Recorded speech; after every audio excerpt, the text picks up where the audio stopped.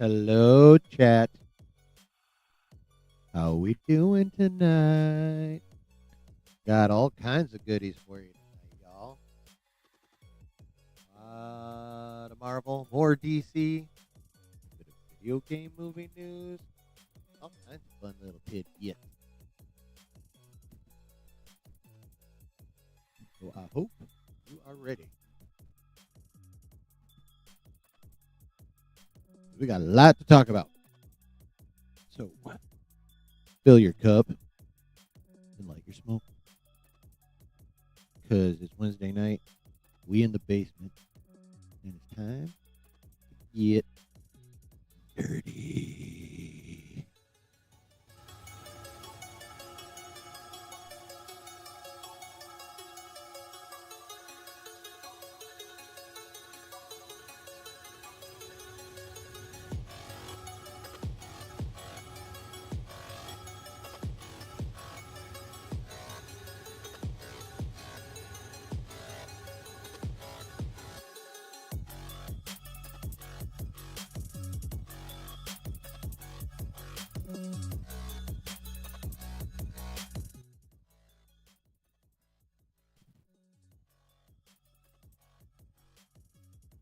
Greetings, everybody. Welcome to the basement. Welcome to this Wednesday night stream.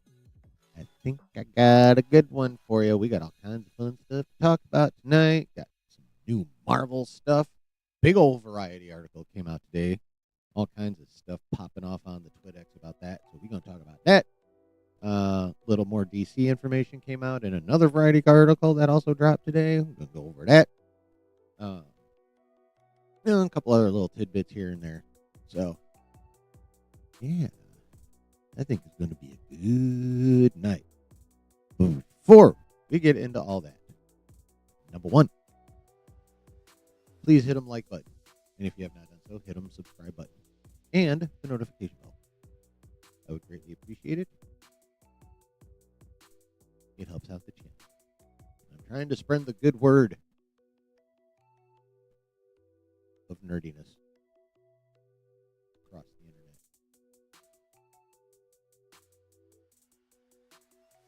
internet. Brooke, I think it's safe to almost say DC is almost back. I like that. That's kind of funny. And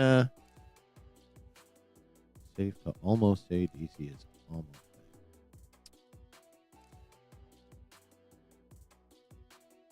Yeah.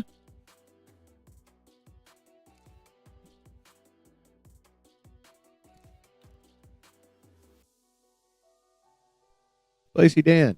Fun fact. Milk can be more effective for rehydration than water. So after a hot day, drink some milk. I mean, it does a body good, as they have been saying in commercials for years.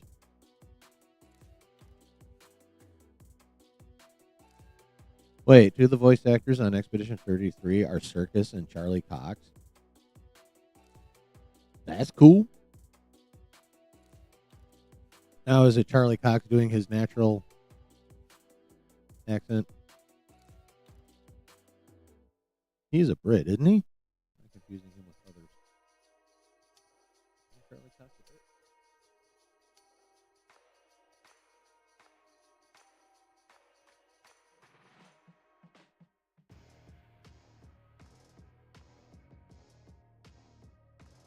Brit? Okay, yeah.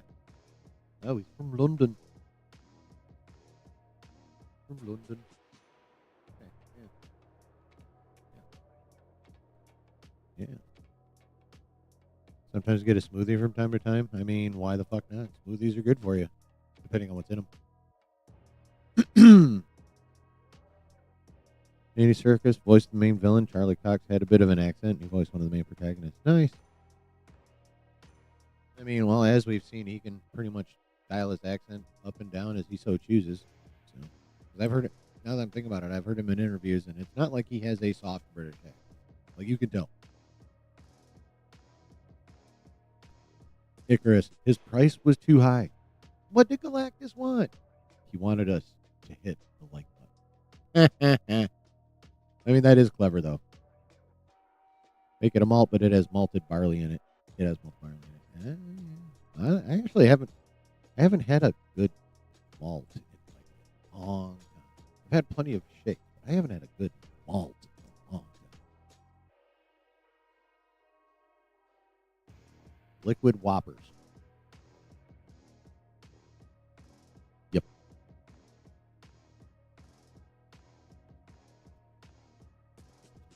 I'll be right back.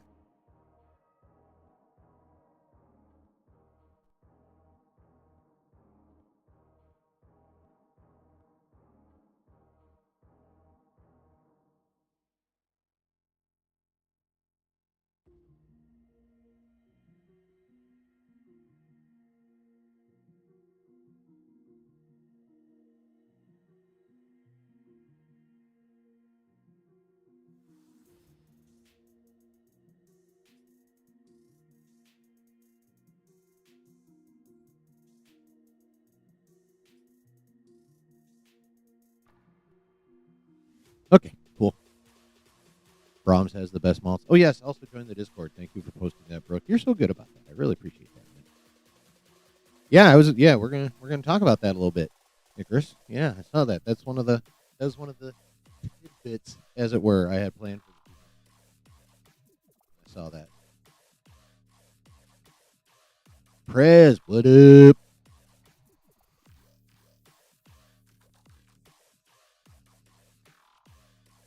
And you know what? They look good.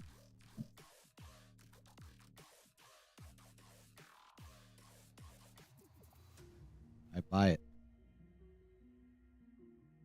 I buy it. And we'll get into it. We'll get into it. I think there's a couple suppositions that one can make just based off this casting. And Andy Serkis. What do you mean? You saying Andy Serkis is also in the Legend of Zelda movie? Oh, for the okay, yeah. You're still talking about the game. All right, cool. Julio. Come along and ride on a fantastic four-side slide, flippity slide. When you're living in the ghetto with do or die.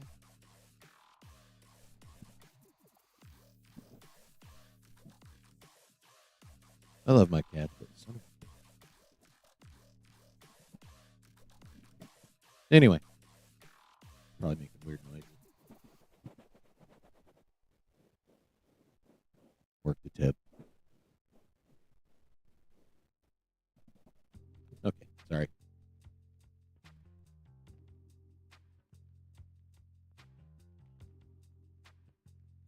Well, anyone that literally, if anyone had popped in literally just then, they're probably like, nope. Glass of milk is done. Moving on to the beer. Anyone up for cheese curds? Nice.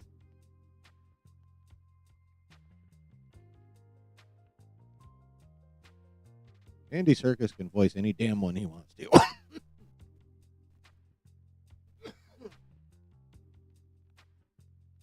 That dude is talented. I mean, stick him in mocap, and he turns into. Then he can be a prisoner in Andor. He can be Null for like 20 seconds. He can be fucking Claw in the MCU. He can be Alfred in the Reeves Batman crime saga, whatever the fuck Matt Reeves calls that thing. Yeah. Yeah. Dude's fucking good, bro. Dude's fucking good. And I'm sure there's like many other projects of his that I A don't know about and B can't think of even if I did know about him. So yeah. What's up with everybody? How's your week been?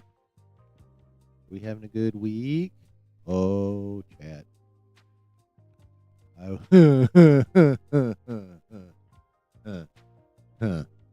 was salty as fuck last night. I went to bed salty. I got up salty. So, as most, if not all of you know at this point, I DoorDash as a side hustle. So I was out dashing, and I'm doing the last run of the evening, and it was three. It was three orders I had to shop at Meijer. Right? They were small, so it wasn't like any kind of big deal. So to get one order delivered completely, marked in the app and everything. Had just handed off the second order and went to confirm it. And then all of a sudden, it was back on the home screen. Like, just completely kicked me out of the dash I was on. And I still had one delivery left. I had someone's grocery order sitting in the back of my car, and all of a sudden, no way to know who they are or where they live or anything. I'm like, what the? So I call up support, and I'm talking to them, letting them know what's going on. Then all of a sudden, like, another screen comes up. It's like, your account has been locked. I can't do shit. Can't send a message, can't look up a phone number, can't cash out.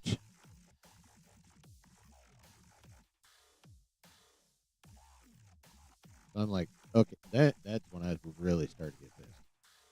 Because, I figured they could, like, pull my run back up and then send me on my way, or at least look up the info I needed so I could go take this person groceries to him, right? You'd think something like that would be possible. You'd be wrong. So first of all, when I called them up, I knew it wasn't going to go well, and they're like, "Are you calling as a Dasher?" Yes. Okay. We see that you're on your way to McDonald's. No, I'm not. No. What I'm doing has nothing to do with McDonald's. It's fucking groceries from Meijer. I'm like, well, this is gonna go well. So now, not only have I been like my dash mysteriously disappeared in the middle of me delivering stuff, now I'm locked out of my account and cannot cash out. And then finally get an answer. And if you can make this make sense to me, chat, I'd appreciate it. So, dude's like, I'm sorry, you were unassigned from this delivery due to inactivity.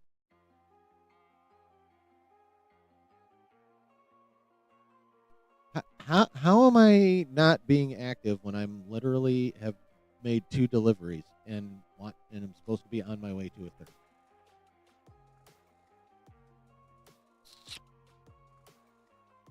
Can someone explain to me how being out actively delivering things, I'm being inactive and therefore deserve to be unassigned from the route?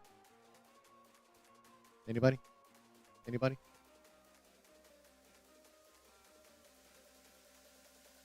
Bueller? Exactly. There is no response to be had because it makes no sense. So I'm like, you know what? Fuck this shit. I'm asking for a supervisor, and I get put on hold for a while. And then they come back and like, okay, I'm gonna have to let you off this call because I have to take other calls. The supervisor will call you back. I mean, I work in a call center. I get that. Okay, cool. And this is like right around midnight Eastern at this point.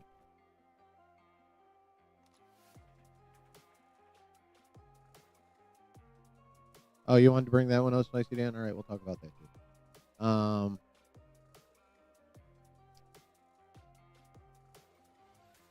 Where was that? Oh yeah. So it was about midnight when they're like, the supervisor will call you back. Okay, cool. So I, come home because I stayed around where I was delivering while I was trying to get all this shit straightened out in case I could actually get directions and food, which never happened.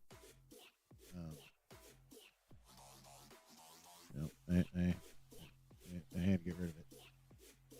I was in an apartment complex. I should have kept the mac and cheese though, but I kept it back. Nothing I could do with it.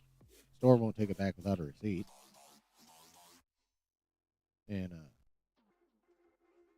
on 99.2% of all grocery pickup orders that you do with DoorDash at just about any store, they have you take a picture of the receipt and discard the paper one. But you don't get to keep that picture in your phone. It's just for the app only. So it's not like I could have called that back up either. So now I'm stuck with someone's grocery order in my car with my account. having been kicked off my dash for inactivity, even though I'm in the middle of delivery.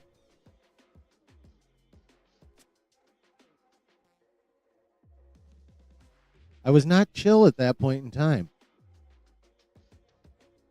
Not chill at all. The polar opposite of chill. I was fucking irate.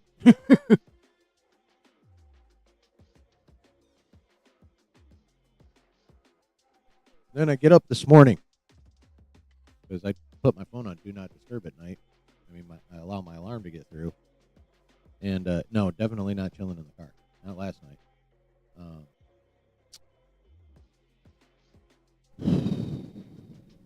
Yeah, so I keep my phone on do not disturb. I mean, like I said, I let the alarm through so I can get my ass up and go to work.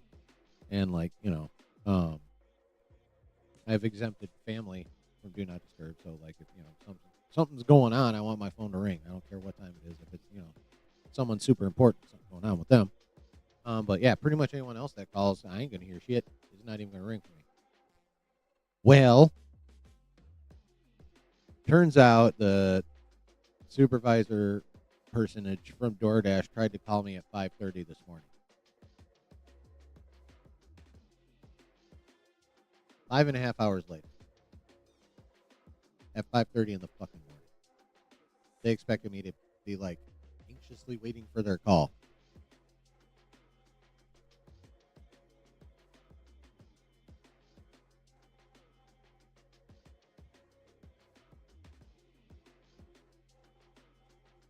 So yeah. And of course my account's not going this morning. Now there is a happy ending.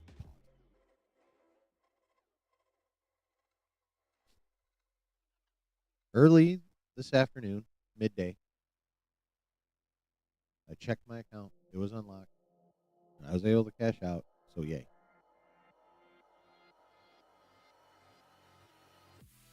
You could play Zelda. You have blonde hair. I mean, you want to hear something interesting? Did y'all know that back in Shakespeare's time, in the 1500s, and this is an interesting dichotomy. So back then, there were only actors on stage for William Shakespeare's plays. No actresses, all actors. So in today's society, that would be a case of a combination of misogyny and transgenderism, because women were not allowed on the stage, which meant the men had to dress as women, or at least transsexualism, I should say. That's more accurate. But at the same time, but because they wouldn't allow women, men had to play the women's parts and dress as women, and make out with other dudes when the role demanded it, and all that kind of fun stuff. So there's a little nugget for you.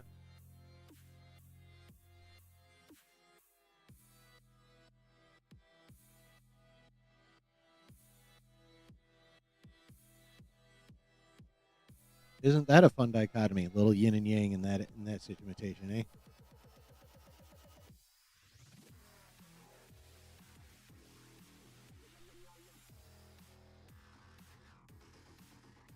Where are these shows? What shows are you talking about? I'm talking about like England in the 1500s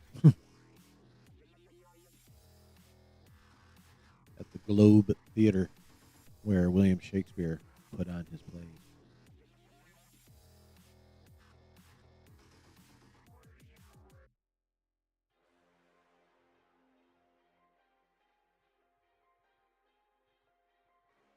No, not well. I mean,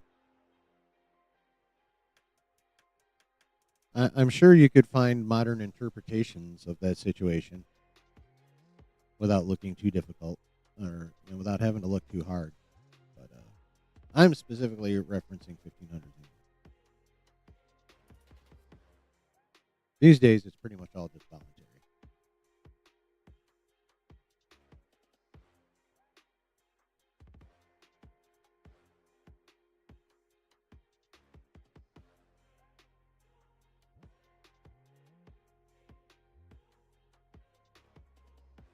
I've never been to a drag show, and I really want to go.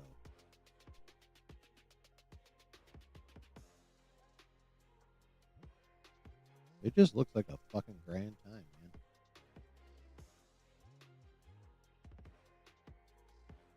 Just like over the top and spectacle, and yeah, dope. Like a good one, like a high quality one, bordering on professional.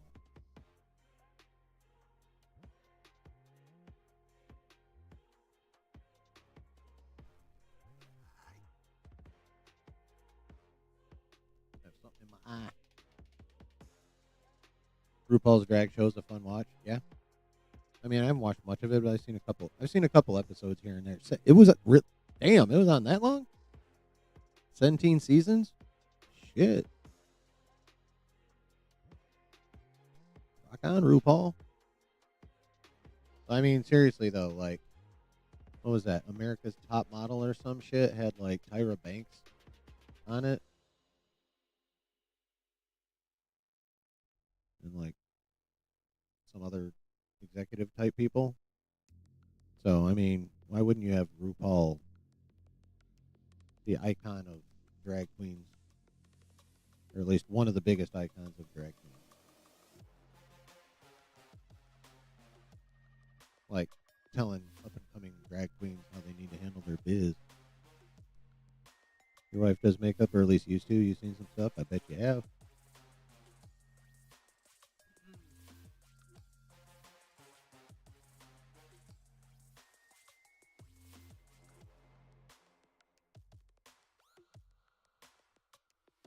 I bet you have.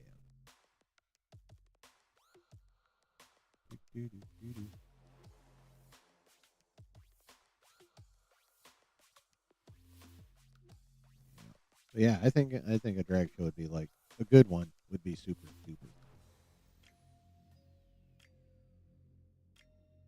You want to watch some of the live? Yeah, I've heard Smallville's really good, and the most recent one was it Superman and Lois? Is that what that's called? It's not Lois and Clark. That was the Dean Cain one, right? This most recent CW one, Superman and Lois, right? I heard that's really good too. I heard the dude is a great Superman. Superman and Lois. All right, cool. Yeah, I heard. I can't remember his name offhand, but I heard that dude is actually really, really fucking good as a Superman.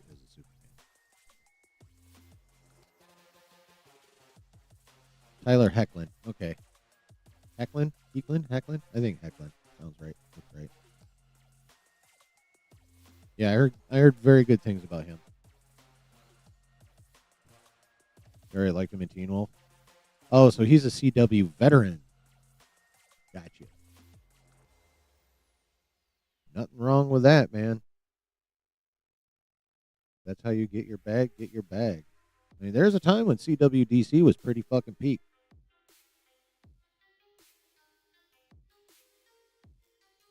Early Arrowverse is really fucking good.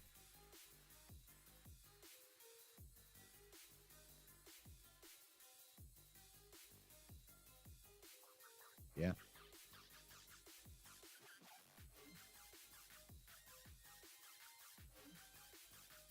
He was the son in Road to Perdition. You feel old? Bitch, don't even talk to me about old. He plays a grizzled Superman that has already seen some shit. So, kind of like how the original Earth 1 Superman ended up in the New 52 universe. I mean, he's not very grizzled, but he definitely saw a lot of shit. Kind of like that.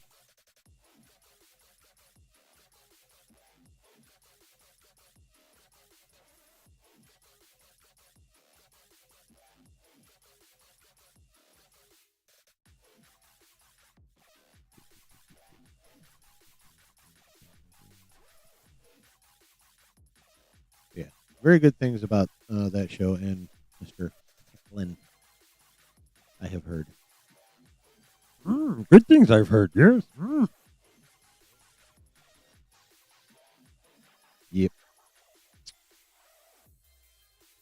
Alrighty. Shall we begin with the planned news items of the day? First things first, as has been brought up already.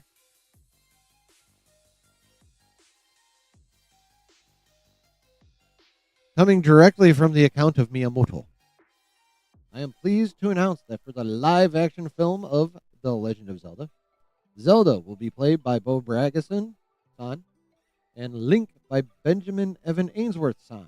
I am very much looking forward to seeing both of them on the big screen.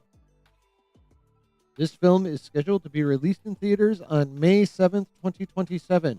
Thank you for your patience. Interesting. May 7th, 2027.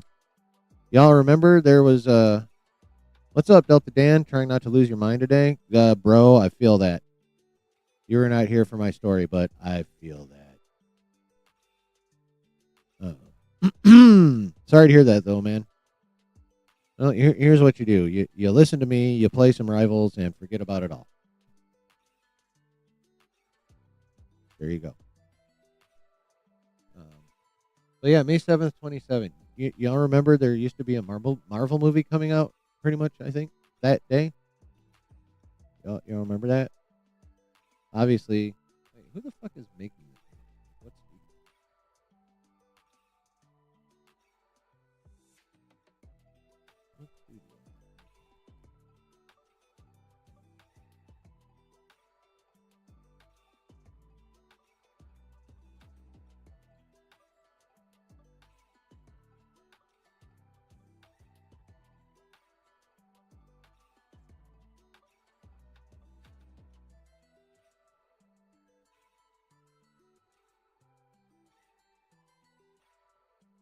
Oh, they're working with Sony. Okay.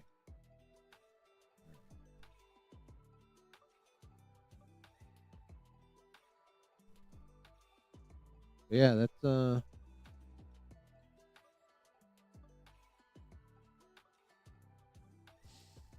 it's coming out when Secret Wars was going to. Well, that's good though, because now we have a large, popular, nerdy IP still coming out in May of 27th. May 7th, 27th. So that's actually kind of cool. Now, as for these two, does anyone know who the fuck these kids are?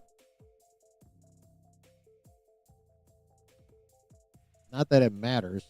I don't think this matters if they're already famous or not. I'm just curious if anyone knows who the fuck these kids are. I have no clue.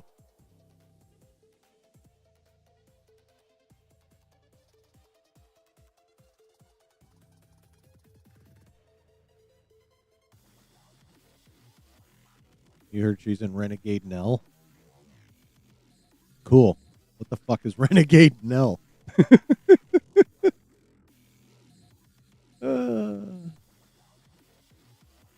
Well, like I said, I don't really voice Pinocchio in the recent Disney movie. Oh, okay, cool. But yeah, like I said, I don't think it matters that they're well known. I honestly think it's probably good that they're not. Oh, see, exactly, Delta Dan. You like no name actors for new IP. Yeah, I think he was also in Sandman season 1. Okay, noise. But yeah, I honestly think, like Delta Dan said, like going with unknown kids is probably the move.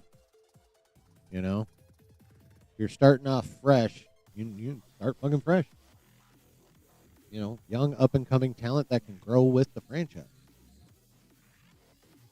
I mean, that's ultimately the goal for any franchise that wants to run a long time. You want to start with young talent that can grow with you,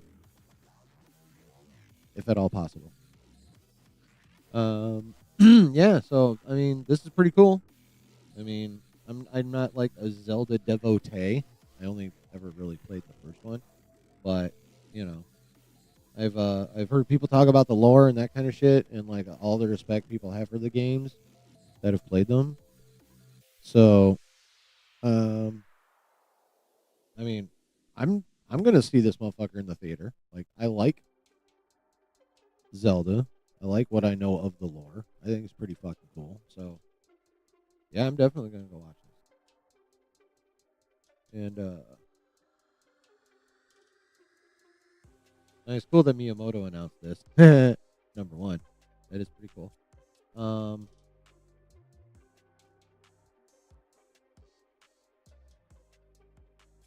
And of course,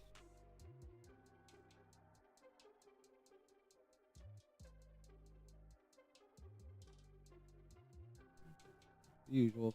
Anyway, but having no name actors for new IP helps to tamper expectations too. It can help with that, yes.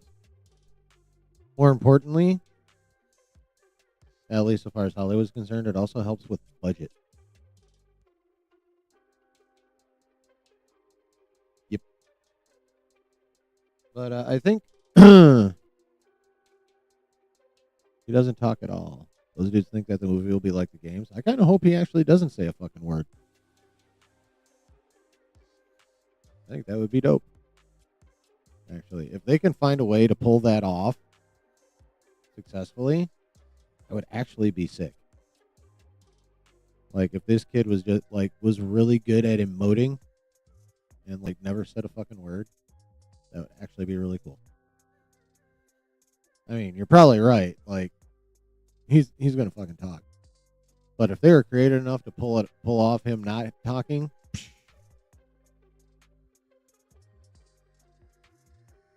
that'd be crazy. And there'll be a little fairy saying, hey, listen, in an annoying tone. Maybe. I'll tell you what, I want to hear that ding every time he opens some treasure or some shit.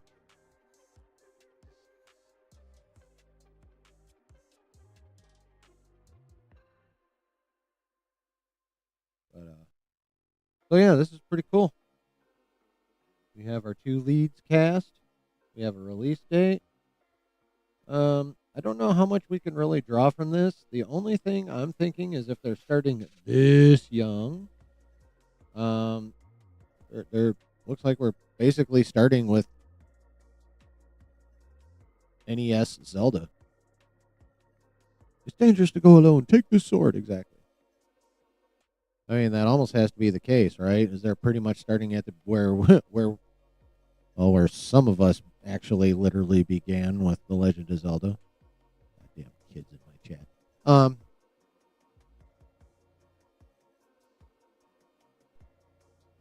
Until they're 90, right?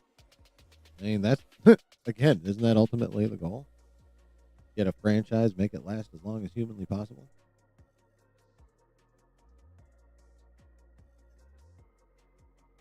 Yeah, that's like the only main thing that I'm have any remote confidence in drawing conclusion wise from this casting announcement is they're starting at the beginning, folks. Otherwise, they probably would have cast older people.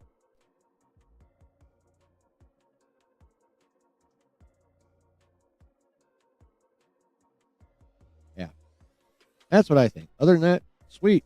It'll be interesting to see who they start casting villain wise.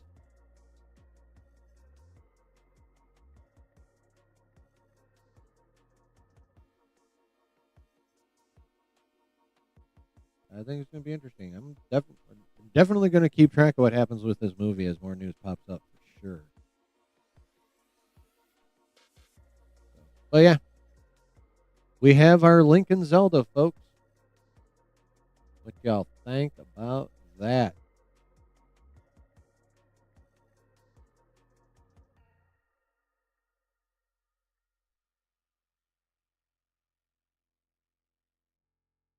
What do y'all think about that? Do you think they did a good job casting? Are you looking? Does that move the needle for you on this movie in any way, shape, or form? This casting?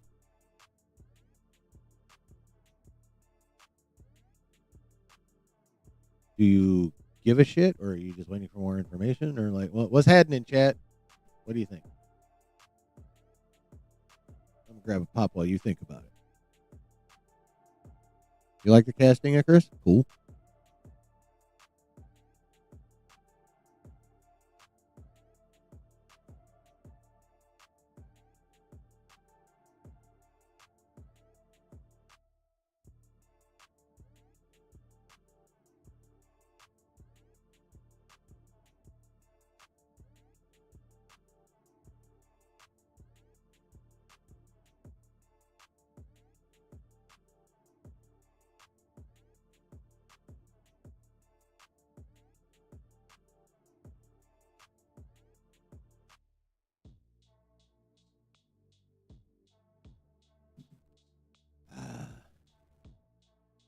Pretty cool. It was Miyamoto who announced himself. That is pretty sweet. Don't know what kind of movie they're making. They're making a Legend of Zelda movie, I guess. Didn't you hear? No, I know what you meant. Adventure with some comedy. Yeah, I have no idea how they're going to handle that. The only thing I can say for sure is they better be damn careful with the tone. Because even though I haven't played a shit ton of Zelda, or really barely any compared to a lot of people, again, people that I follow on various platforms have played it, really like it. Um, know the lore, know what the tone should be. So, they're gonna have to be careful. It's yet another case of someone trying to start a franchise off a large IP with established lore, and Zelda has established lore. I know that. I don't know the contents of it per se or at all. But I know it's got some serious lore in it. So yeah, you're gonna have to, and obviously not the games probably don't have all the same tone. Like the tone of the original Zelda game is probably not the tone of Ocarina of Time, right? So they do have some room to move, but they're also going to need to match the tone of the game that we would expect these characters to kind of be in. Like I said, these are young kids. What up, Griff? These are young kids, and which at least to me indicates they're starting at the beginning. So the tone should be match the first game. Adventurous and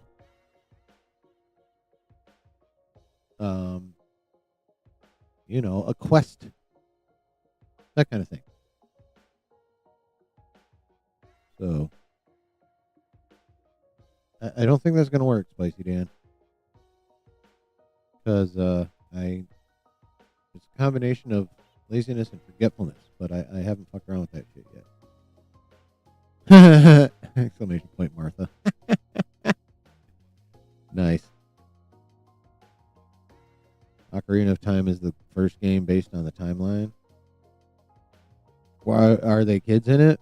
Because I know, like in the actual first game period, like release date wise, back when I was young, and most of you who weren't even like hadn't been brewed in your daddy's nutsacks, much less you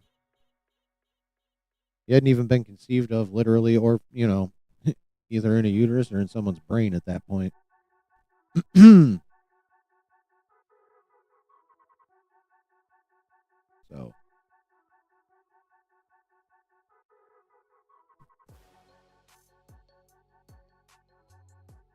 I kind of think they try and need to match. I think they probably should try and match the vibe of the ancient ass game. Link is like 8 in Ocarina of Time and aged up by 10 years during the game. Okay. Been doing agent support chats for 6 hours and you're finally done. Good God.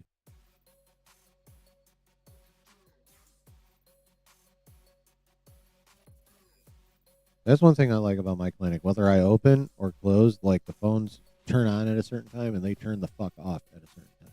So, I mean, obviously, got to clear the queue at the end of the day, regardless of whether we can get any new calls. But yeah,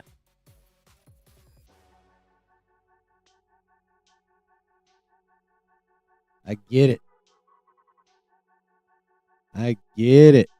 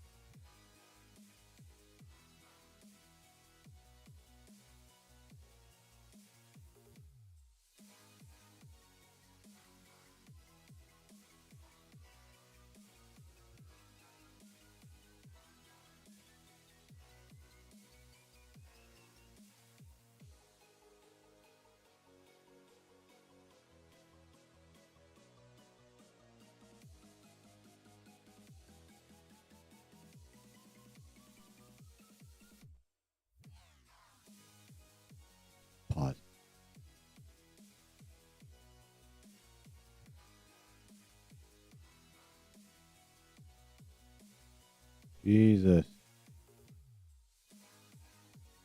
Spicy Dan. I just don't answer the phone. They have my email.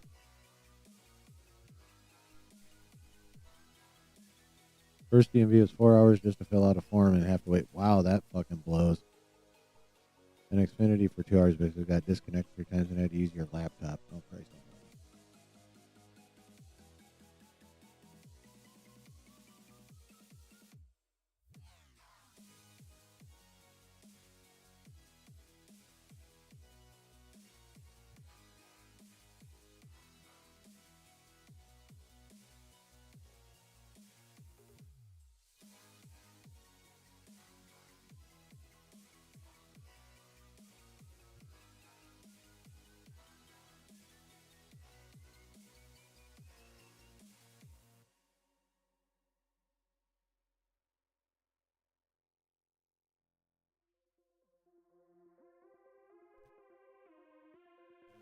Sorry, chat. Give me just a minute.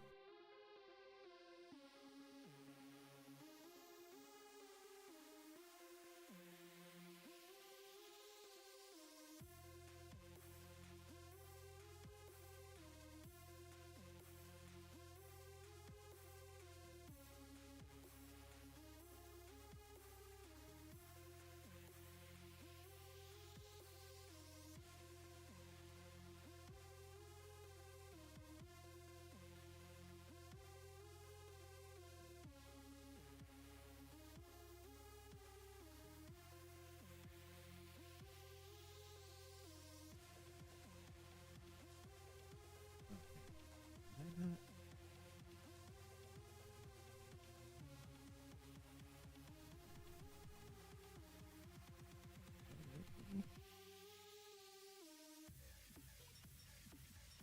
Cool. All right. Well,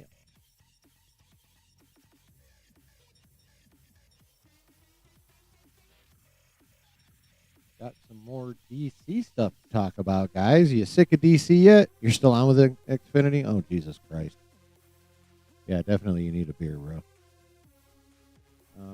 Yeah, but you guys sick of DC yet? I hope not, because it's a thing now. But for this little DC update, this has to do with the comics.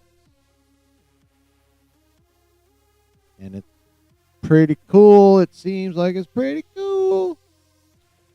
DC's next big publishing event revealed as Superhero Slugfest DC KO. Exclusive. Scott Snyder and Joshua Williamson are co-architecting the publishing initiative that will launch this fall. After setting sales records and rebounding from an impending industry downturn in 2024, Punchy DC is hoping to continue the momentum by stepping into the ring for its next big publishing event. Scott Snyder, the writer behind best-selling sensation Absolute Batman, and Joshua Williamson, who writes Superman, are the co-architects of what is being called DCKO, a story initiative that will debut this fall and run through a main book, as well as ripple out through various titles across the DC universe. Javi Fernandez, Batman and Robin King Spawn, will draw the main series that is being described as a slugfest to end all slugfests. DCKO is a knockdown, drag-out fight between all your favorite DC superheroes in a cosmic tournament to save the universe from Darkseid, said Snyder in a statement. Really? That's cool. The event builds off of the company's DC All-In era as well as its progeny, Absolute Universe. Both generated big sales, and the Absolute line remains a blazing ball of sales and creative energy. Absolute Batman, written by Snyder, was the top-selling comic of 2024, and the comic is still generating six-figure sales while also engendering lavish praise. The new publishing event will feature 36 fighters who join a tournament of champions with winners rising up brackets. Oh, wow. DC Mortal Kombat. Let's go! As Earth transforms into a 5-level gladiatorial arena, each descending stage tests the heroes in brutal and symbolic ways. The goal is to generate enough Omega energy to rival Darkseid and crown a new King Omega, a celestial being toward whom the universe bends. Wow. Okay, so some previous company-wide publishing events had various characters as their emotional through line. Metal, which ran in 2017 to 2018, was a Batman story, while Death Metal. Okay, sorry. 2021 or 2020 2021 had a Wonder Woman book. DCKO will be a Superman story. Okay. I wanted to tell a story about Superman looking into his own heart of darkness, said Snyder. It's a very personal story, wrapped in 9 layers of candy exploding in your face. Pause.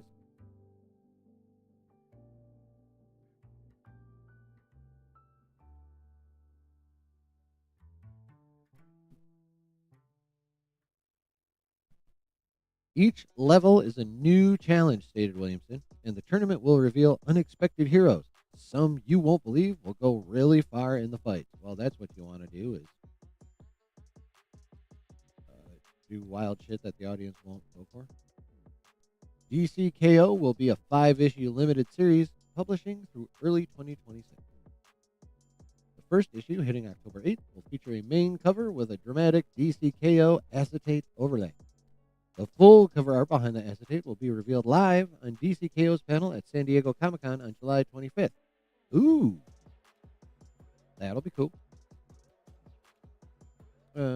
Variant covers include artists Jim Lee, Daniel Warren Johnson, Frank Cho, Scott Koblish, Jay Lee, and Mike Del Mundo. Plus specialty variant covers by Ben Oliver, Nubovich, Dan Mora, Mark Spears, and a foil variant by Fernandez. All versions of the 48-page kickoff issue will retail for $5.99 US dollars. The DCKO melee will spill into a series of one-shots and ongoing issues that will deepen the drama. Justice League, the Omega Act number 1, written by Williamson with art by Yasmin Putri, serves as a prologue. That book will hit shelves October 1st. Other titles connected to the proceedings include Titans number 28, written by John Layman with art by Pete Woods. Superman number 31, written by Williamson, with feature art and main cover by Dan Mora, with variant covers from David Aja, Seba Fiumara, Ariel Olivetti, and Jorge Fornes. And Justice League Unlimited number 12 by Mark Waid, with art and main cover by Dan Mora. Some fans may find their inner Speed Force rushing with The Flash number 26, written by Waid and Christopher Cantwell, with art by Vasco Georgiev. Okay. The issue features a race through time between heroes Wally West and Impulse. It's noteworthy as it features the return of longtime author Waid to one of the heroes that helped launch his career. Ooh, damn.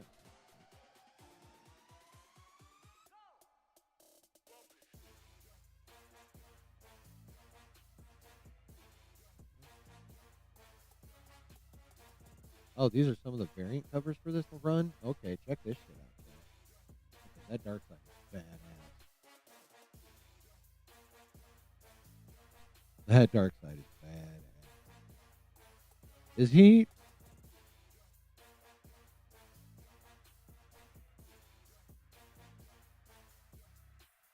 Is Superman jackknifing Darkseid? Or is it just me, Chad, or does this look like a professional wrestling move?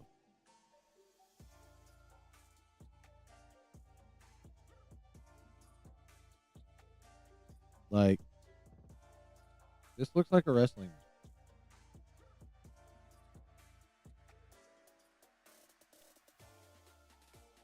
move. And I'm just going to say one other thing about this picture. John Campia is going to love this picture. That's all I'm going to say. Oh, my. I don't know about that of this. Oh, that is sick.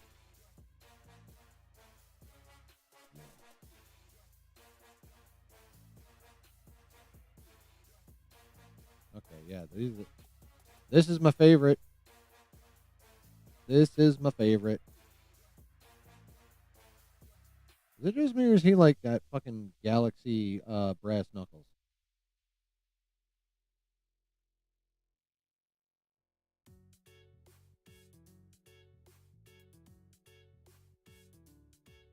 It is.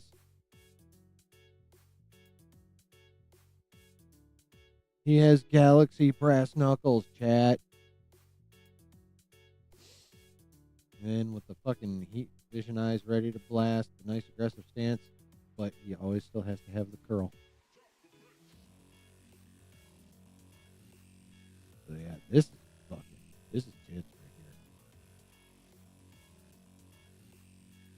This is just fun. That's what this is.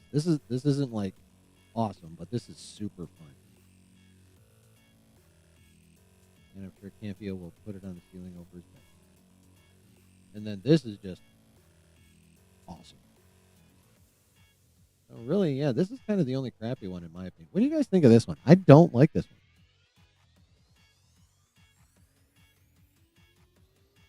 That looks like Tyler Hoechlin Superman. Superman right here. Oh. The way it's drawn though, these doesn't even look like trunks anymore. It looks like boxer briefs almost, and that's actually not an improvement. And what the fuck is with these boots?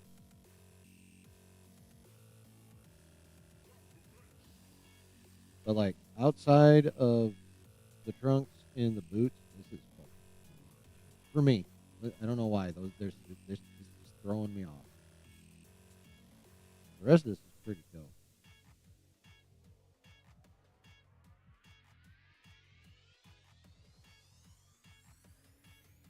And this, I don't. What up, Brennan? But yeah, I don't know about you, Chad. I do not like this at all. Like there's to me, there's literally nothing redeeming about it. This is just fugly to me. This guy, damn.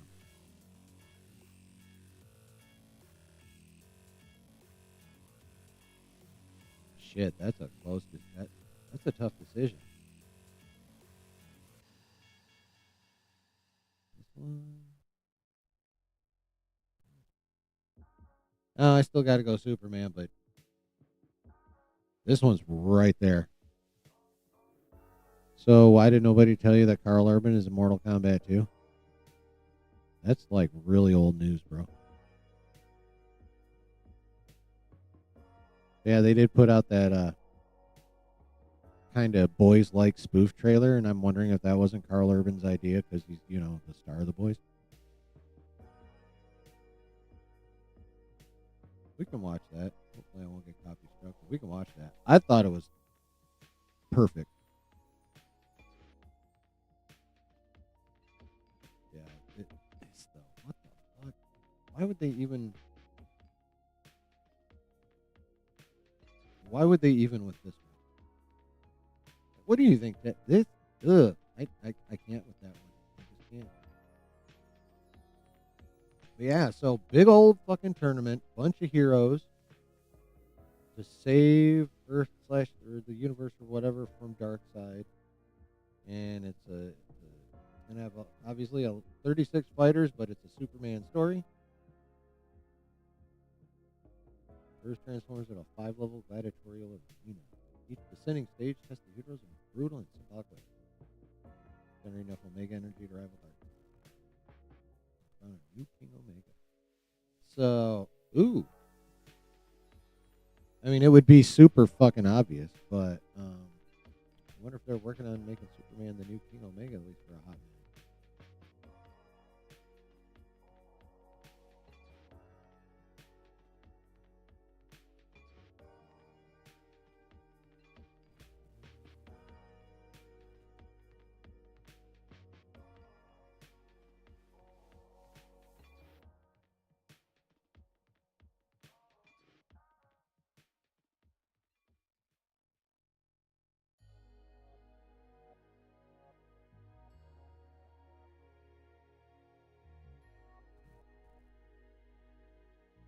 I had heard someone say that this was like not going to be part of the main DC continuity. I don't see anything about that in this article. I wonder where they got it. I want to buy that. I won't be able to. But you haven't seen the updated one, Brooke? You should watch the updated Mortal Kombat. It's pretty sweet. Yeah, it's 2 one-shots. One put out by DC and one put out by Marvel. That crossover. It's 2 one-shots. One from each company. There can be only one Raiden. I see what you did there.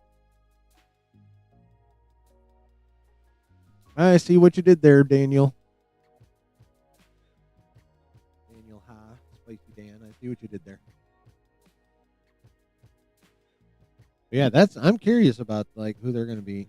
I wonder what is the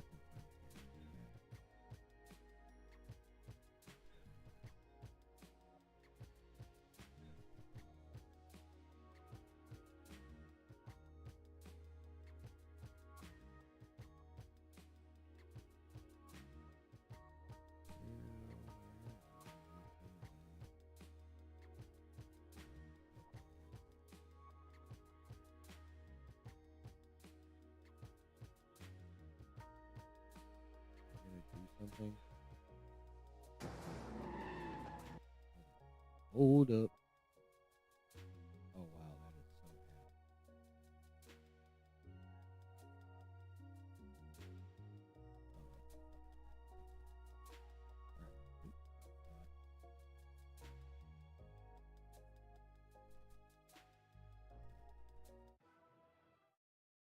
Excuse me. That. And we do that. So, speaking of Mortal Kombat, they put out. It's not a trailer for the actual movie per se. It's just a trailer featuring the character of Johnny Cage doing Johnny Cage things. So, check this shit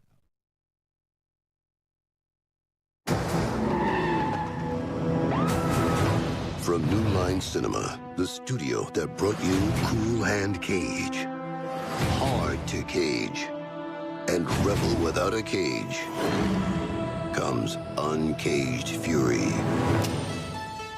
Starring Johnny Cage. It's showtime. They pissed him off.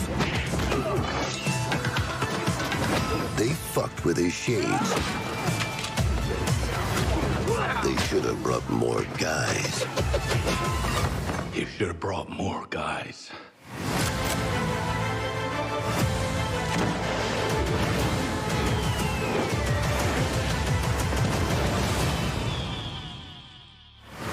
Uncaged Fury.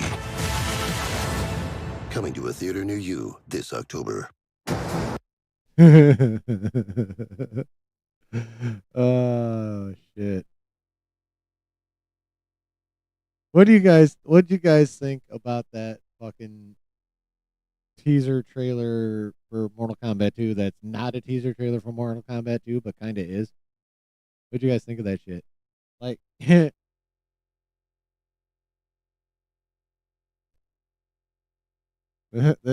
is what I said. This is what I said about it.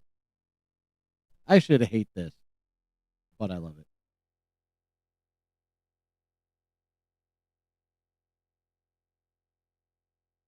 I that is so horrible,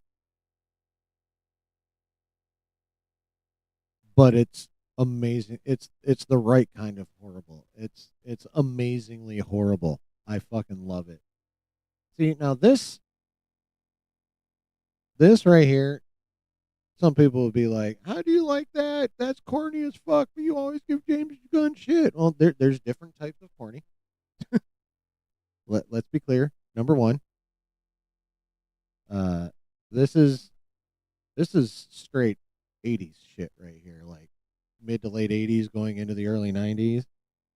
Really, this is a mid to late '80s shit right here. Like it's just so cheesy. Obviously, fake helicopter. Like the moves are like not even believably choreographed. I'm talking to a guy that's going to see the Naked Gun remake. I kind of want to actually see that in the theater. Like, I honestly don't want to wait. That looks so fucking funny. Oh my god! And just the novelty of seeing Liam Neeson do or be Frank Drebin Jr. in this case, but still, like, what the actual fuck? Like, when I first heard he was doing that movie, I was like,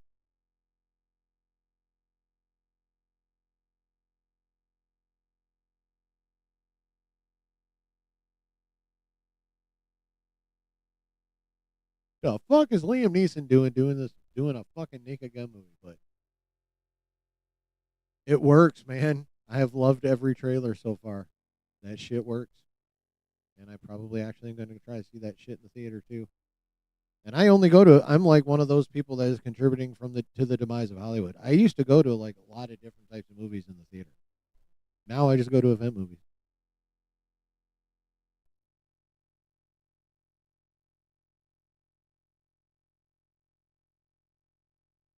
Technically, it is a teaser for Mortal Kombat 2, but it's Mr. Face Your Cat made that one time. Yeah, yeah, true. That is true. That's very true. Well, I mean, so he agrees. Fucking that casting was weird as shit on paper, but oh my god, that movie looks insanely funny. And it also looks like it's probably gonna piss off some very sensitive people.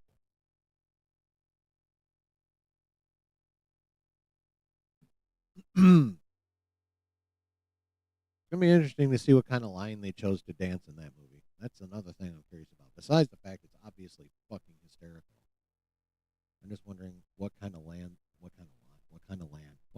they chose to dance, what kind of line they chose to dance with that movie. But yeah, this fucking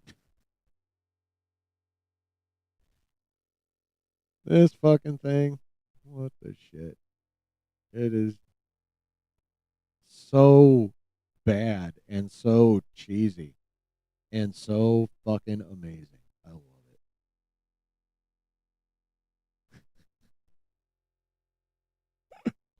Oh my god. Okay. What up, C Dub? Yeah, I just that's hysterical.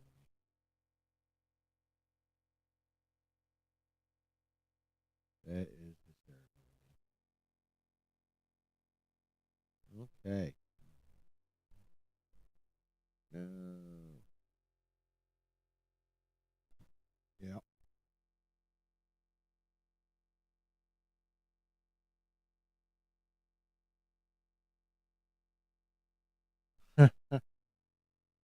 So,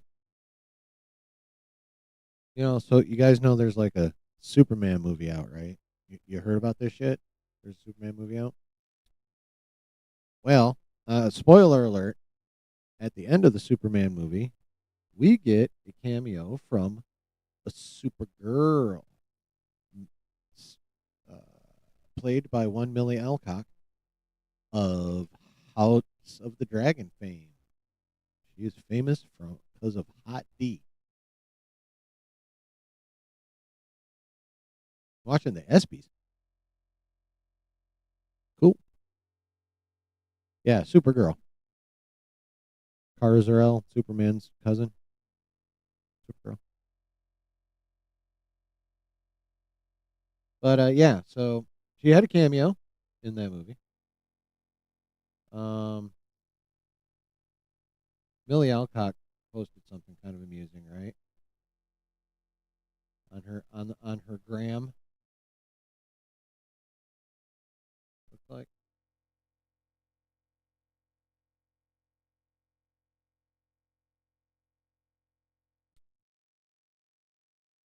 Supergirl while Metropolis is almost destroyed.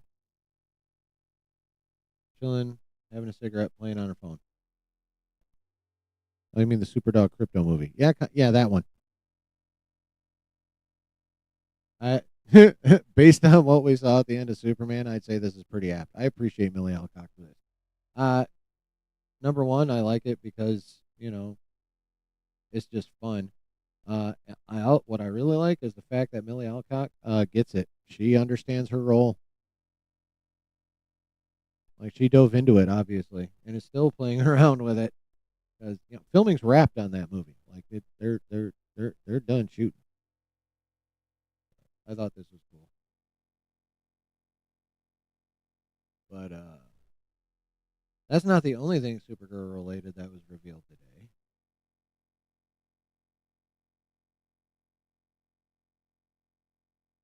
James Gunn revealed the first official, this is official, poster for Supergirl.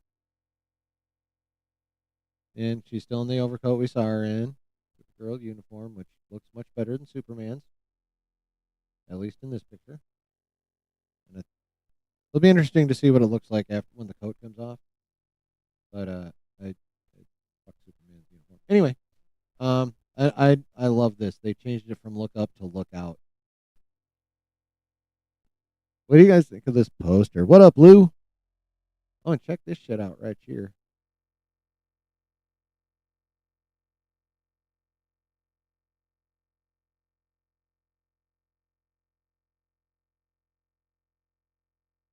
Has she been up to no good? Anything on her face? Other than them sultry ass lips? Nope. But look at what do we got here? What do we got here? Is this blood? Is it paint? Is it some kind of fruit juice? And what the fuck is this shit? Wouldn't surprise me if it was blood. Also, wouldn't surprise me if it was Bloody Mary mix. You know what I'm saying? But this is a fun, and I cannot take credit for this being noticed. One of the guys I follow and kind of chill with on TwitX from time to time is the one that pointed this out in one of his tweets. But I was like, damn, nice catch, bro. That is pretty fucking cool. I mean, to me, it looks kind of like blood, but I've seen people posit other theories. So we'll see how that ends up being. But what do you guys think of this poster? I dig it. I think this is. Am I saying the out is drawn with blood? No, I wasn't necessarily saying that. Okay, so yeah, I didn't even. Drinking her THC slushy, not projecting. Right? Exactly.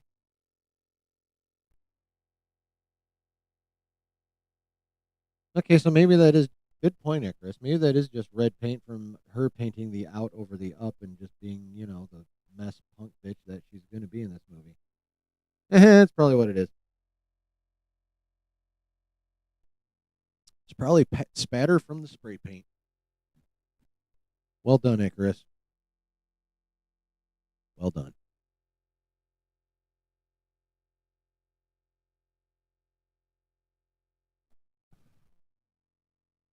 It's probably spatter from the spray paint.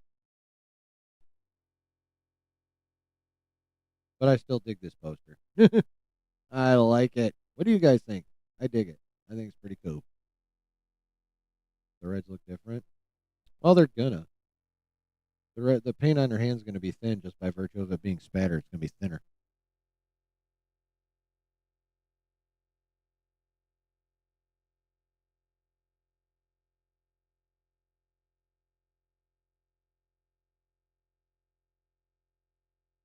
That's a pretty good look at the paint.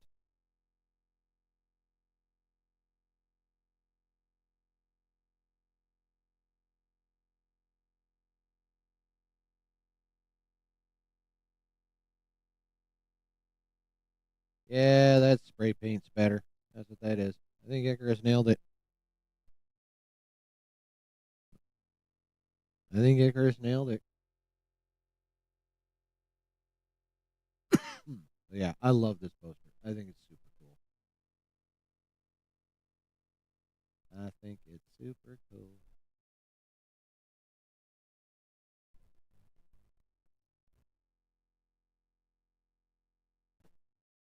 Okay, I like this is kind of cool news. It's not like major, but If you've seen Superman, then you know that Mr. Terrific stole a lot of the show. So, Edie Gathegi, however you pronounce this homie's name, I need to look it up and figure it out officially so I quit fucking it up. Confirms he signed a multi-project deal with DC to play Mr. Terrific. I want to be involved in this universe in a major way. Well, guess what, Edie? We also want you to be involved in a major way because you, sir, were awesome. I just hope for his sake he gets to not have to wear this shit at some point. Because my God, I can't even imagine fucking. Yeah, being an actor seems pretty cool until you think about all the bullshit you have to do. You mean Super Lush? Yeah, a little bit. You realize all the bullshit you have to do. Like, imagine having this on your face for like 10 to 14 hours a day while filming. And your character never gets to be seen with it off. This is what he looked like the whole goddamn movie. Unless I missed something.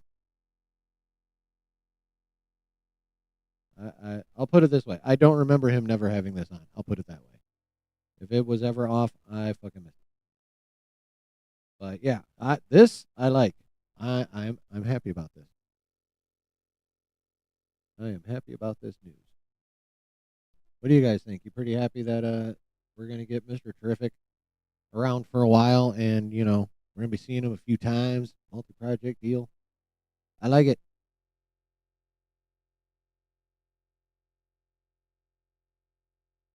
I like it.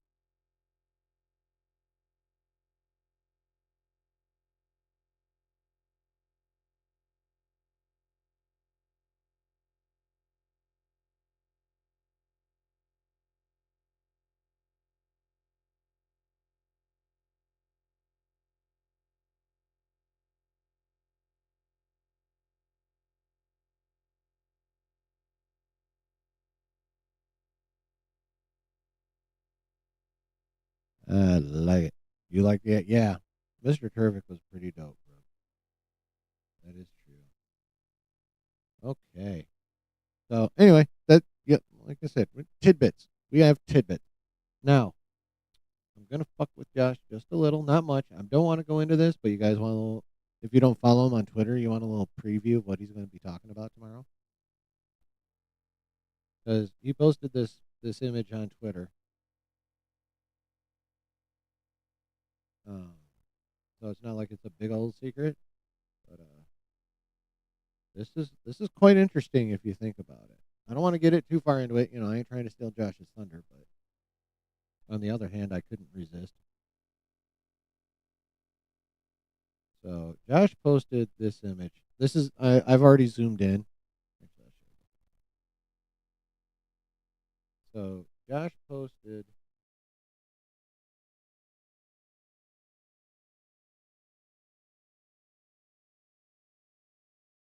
I was wondering if someone did do that. Okay, so Josh posted this image. Said, "Going to talk about this tomorrow." I'm like, okay, that's cool. So of course I clicked on it. I'm like, wait a minute, what? What do we have here?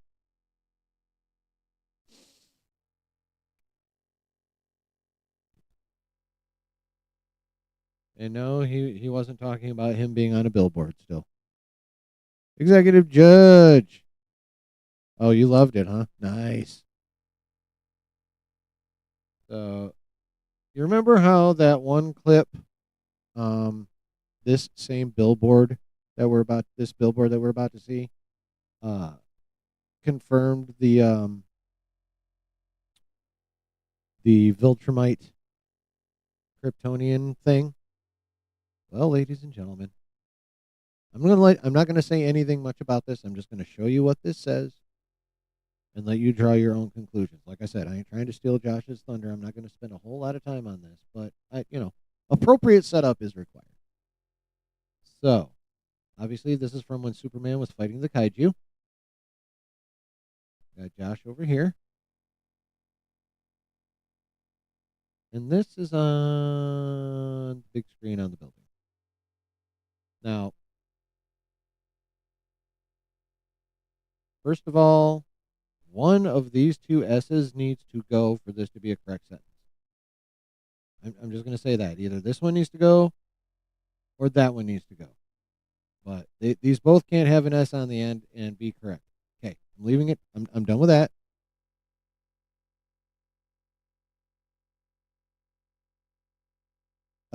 Yes. Yes, that's correct, Executive Judge. That's one. Yes, that is one. And I am aware it's been done in comics a few times, more than once. I've become aware of that. Doesn't mean I have to like it. Doesn't mean I don't like. Doesn't mean I don't prefer the traditional version. But I will also say it was handled pretty damn well, so it didn't fuck with me. Maybe his name is Major Point. Yeah, it wasn't anywhere near as like. Just real quick, just to address this real quick. Um,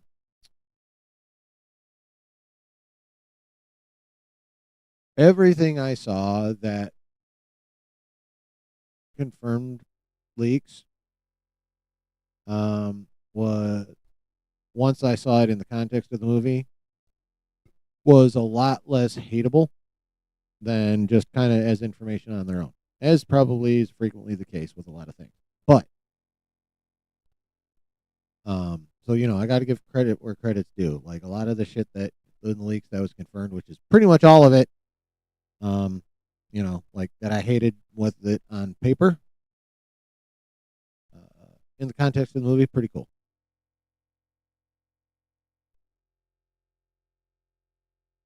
So, anyway, on this billboard in the Superman, or not billboard, but giant screen TV thing, we have this dude, this headline, and this footage here.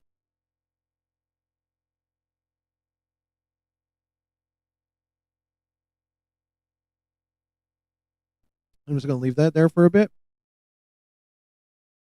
Let you think about the possible implications of what you're seeing. Can I zoom in on that even more? Okay, yeah, there we go.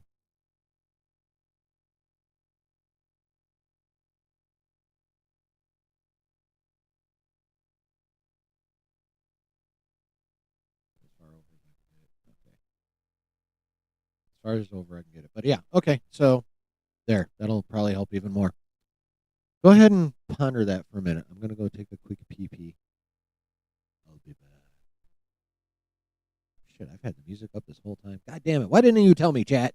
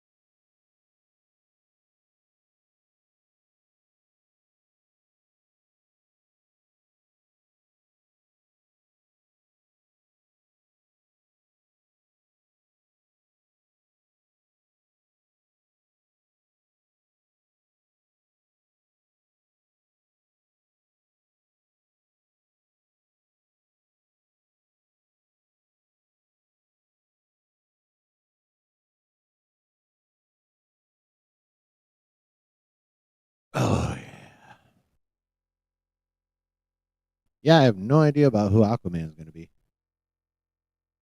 Think it'd be a foreshadowing of Aquaman? Okay. Interesting. That's one I actually didn't consider. I like it. That's pretty cool. So I'll put a picture of Momoa next to Ganondorf, and now you can't unsee it. I can't think of who Ganondorf is off top. Is that a Zelda character? I feel like that's a Zelda character. Sounds like a Zelda E name. So that's kind of cool. Anybody have any other thoughts?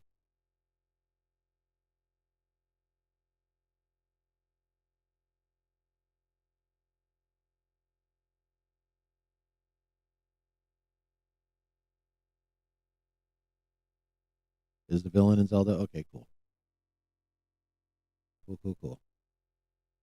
Any other thoughts? Then maybe this is an allusion to Aquaman.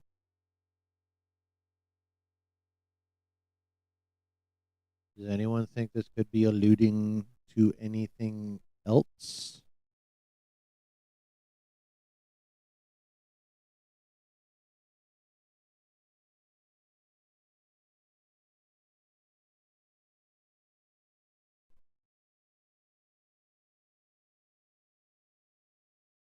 I don't know. Any big floods happen in a DC movie in the last few years?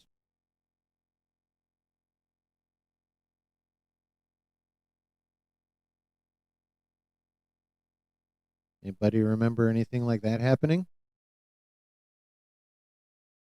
Hmm? God damn it. Oh, wait. Music isn't even playing. I just realized that. Never turned it back on. So, no, I didn't have the music up because nothing was playing. Hey, there we go.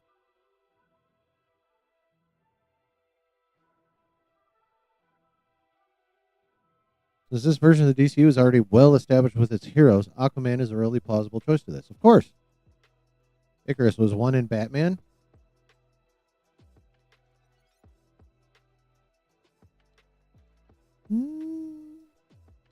There may have been a flood in Gotham in the third act of the Pattinson movie.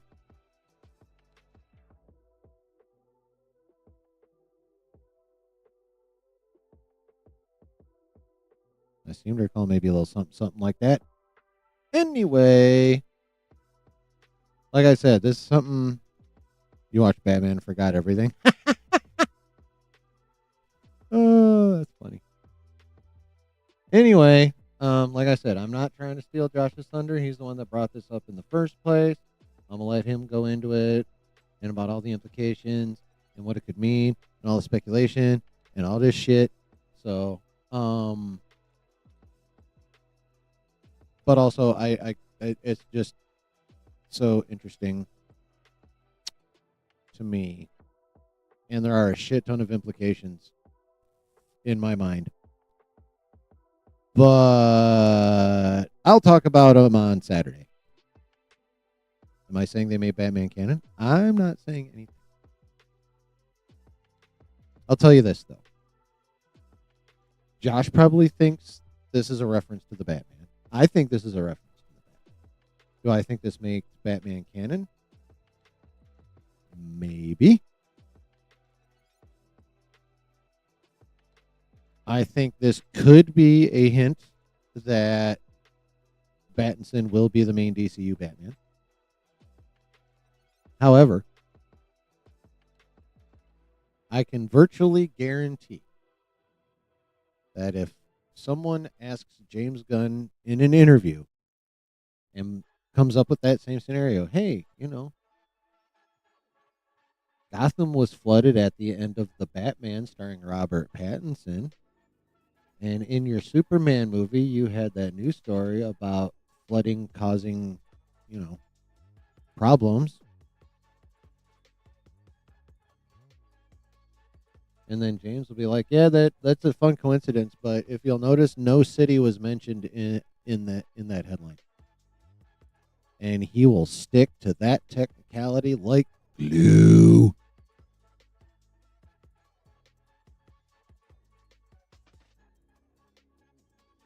It's interesting to note that James Gunn says he won't use post-credit scenes to tease future projects like Marvel does. Yeah, he likes to throw a lot of shade at Marvel.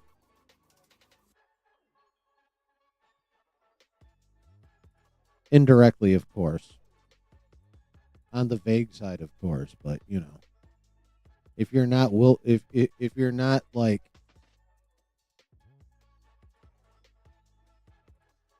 inclined not to think too deeply about anything he says, then you wouldn't catch it. But like, people that have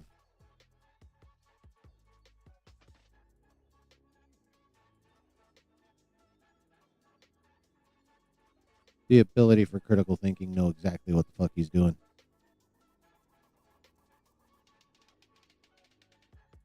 No, you're right, Brooke. Right now, Battinson is in a different universe. Like, remember, Reeves doesn't even work for Gunn. He works for Warner Brothers. He doesn't work for DC Studios. So, this could just be here. Gunn could be trolling us. Or it could be referencing Aquaman. Or it could be a hint that things are heading towards Pattinson being in the main DCU. We don't know. But like I said, I'm not trying to go into this too deeply. This is Josh's thing, but he also brought it up and stuck it on the internet for us all to see. So, but post-credit scenes in Superman were lame. I mean, I wasn't like overly impressed with them. I mean, I don't care. Like, you show me a picture of a dog hugging a human, and I'm going to be like, so. It's just how I fucking roll. I'm not ashamed of it. And the last one was just you know what the last one was?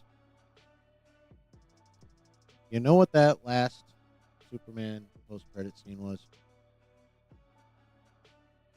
That was Gunn's equivalent of the post-credit scene from the Avengers where they were all just sitting around eating shawarma. It had that level of not impact. It was just a little vibe scene.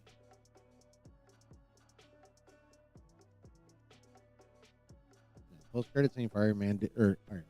Oh, the first Avengers movie didn't set up shit. They were just all hanging out eating shawarma. And this is on the exact level as that.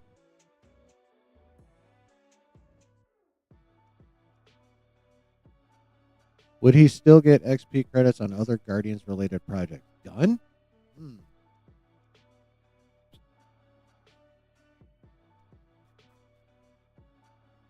I don't know.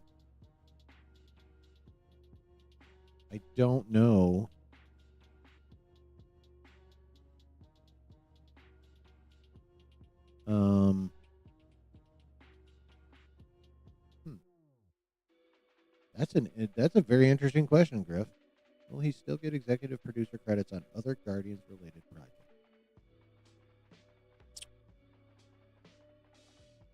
It all depends on what his deal with Marvel was. I mean, he could have.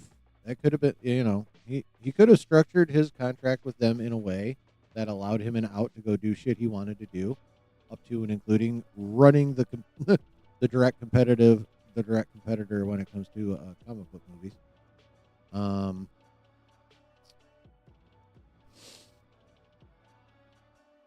So, like I said, they give him the freedom to leave, but would also get him, monies down the road because, the Guardians was basically his. So I would say there's a chance. But without actually knowing exactly how his deal with Marvel is constructed, I can only guess. And my guess is a very strong maybe.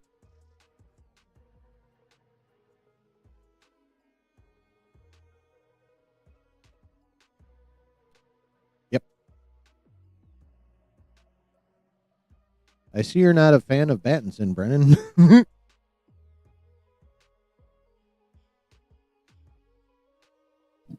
So, yeah, I just thought that was interesting. Like I said, I will let Josh pontificate on that tomorrow. And then I'll pontificate about it on Saturday. I just think that's actually pretty cool.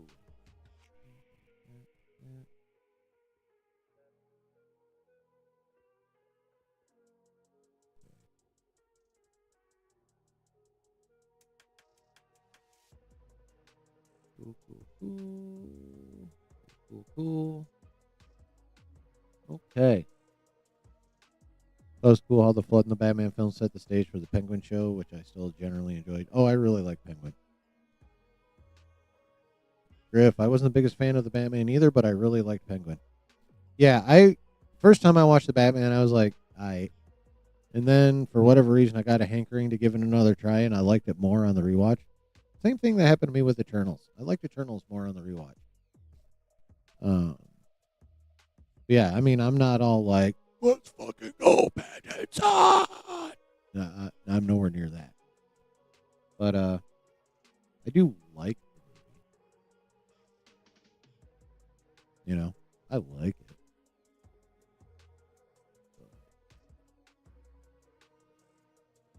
Yeah. Oh, guess what, folks? We're not done with DC yet. No, we are not. So Variety put an article out.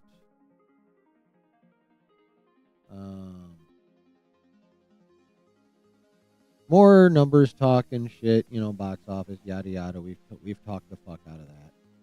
But there's a couple interesting things that came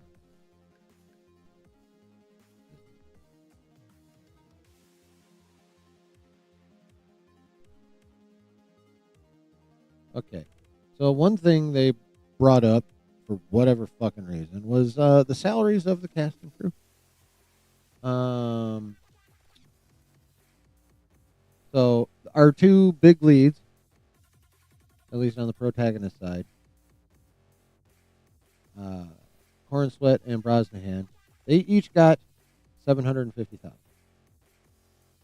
Nicholas Hoult got $2 million. He's much more established than those other two. Gunn, just for directing, paid himself $15 million, as well as drawing a seven-figure salary as the studio's top. So between $1 and $10 million as the co-CEO, and then gave himself $15 million more to direct the movie that he also wrote.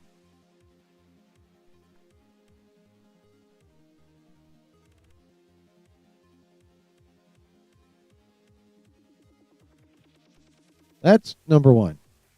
Warner paid him, not Gunn himself.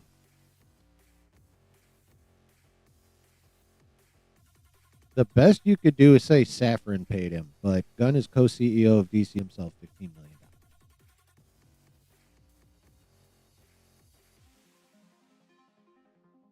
The money may have come from Warner initially, but Warner doesn't dictate how it gets spent. Gunn and Safran do. Gunn paid himself $15 million. So there's that little tidbit, and then there's one other one. This is much bigger than that. That's just a little another example of Gunn being Gunn. But here's the fun part. Although Warner Brothers has sequel options on Corn, Sweat, and Brosnahan, a sequel announcement does not appear to be imminent. Instead, sources say the studio is fast-tracking a Wonder Woman movie, and the studio is thrilled with Matt Reeves' just submitted screenplay draft for the sequel to The Batman. But okay, they're thrilled with the Batman 2 script. All right, cool, good for them. The studio is fast-tracking a Wonder Woman movie. That's the biggest takeaway from this article. That the studio is fast-tracking, allegedly, sources say, but that came out in Variety, a trade publication. And as we have discussed many times before, and as Josh has also discussed many times before, and some other people I watch have discussed many times before, the Hollywood trades are basically mouthpieces / litmus tests for the studio.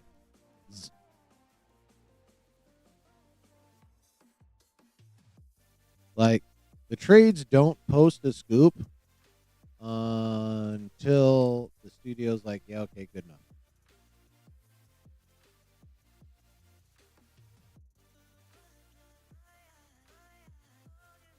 So, if Variety is mentioning that sources told them that Wonder Woman is being fast tracked, they don't get to print that without Warner not giving a fuck.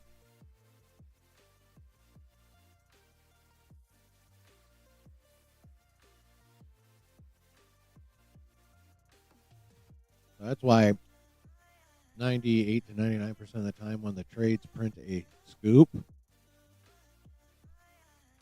it's authorized. Or at least not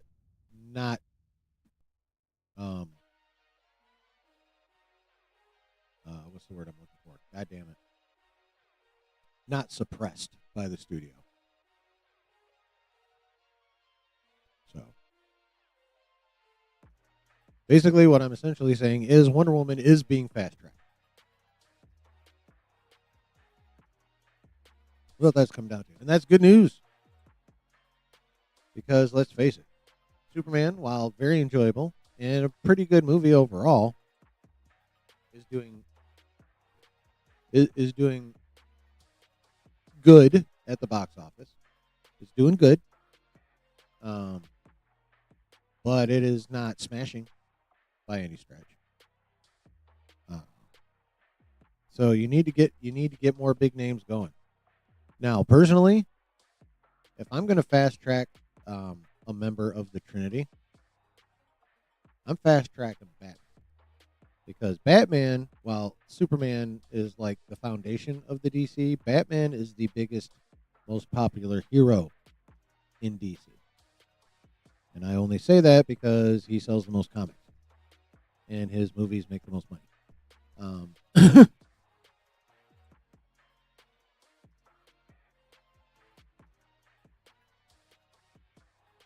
So, I'm just surmising. Get your tail off my mouse, dude. They have Batman. Will they bring Robin in too? Well, if Gunn is bound and determined to do the brave and the bold, then yes. But it'll be Damian Wayne. Now, if that's how it ends up going, then I would imagine Mr. Grayson is probably going to be Nightwing already. If they're bringing in Damian Wayne as the first Robin in this universe. I would imagine Dick Grayson is probably Nightwing already. Don't know how they're going to handle Jason Todd. If they're going to, well, I mean, by that point in time, he would have to have been killed and resurrected and become the Red Hood before Damian shows up, right? Or it's kind of like right around that time. Who's the other one? Grayson, Todd, Damian. I know I'm missing one. Who the fuck am I missing? I know. Well, the one I'm missing, who the fuck even knows what they're going to do with that dude? Son of a bitch. Who's the one I'm missing?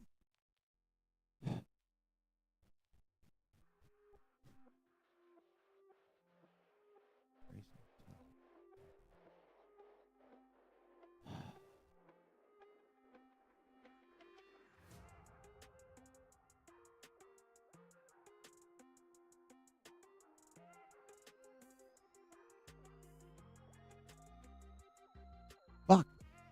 All right. God damn it.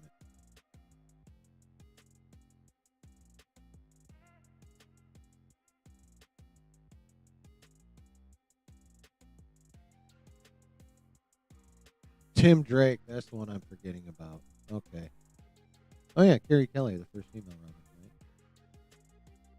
Yeah, but Tim Drake. That was the one I was trying to think of. Okay. Cool. Cool. I don't know what the fuck you're going to do with him.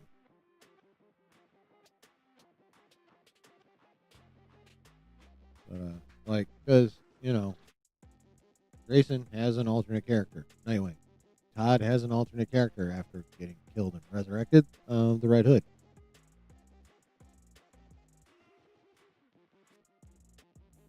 I don't know if Tim Drake has done anything other than Robin. If someone in the chat knows, please let me know. 'Cause I have no fucking clue.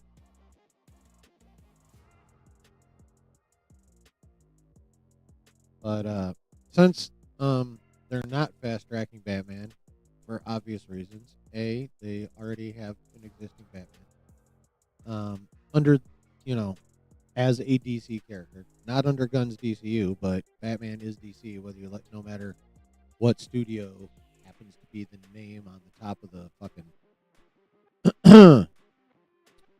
paychecks. In this case, it'd be Warner Brothers, not DC. It is still a, technically a DC property.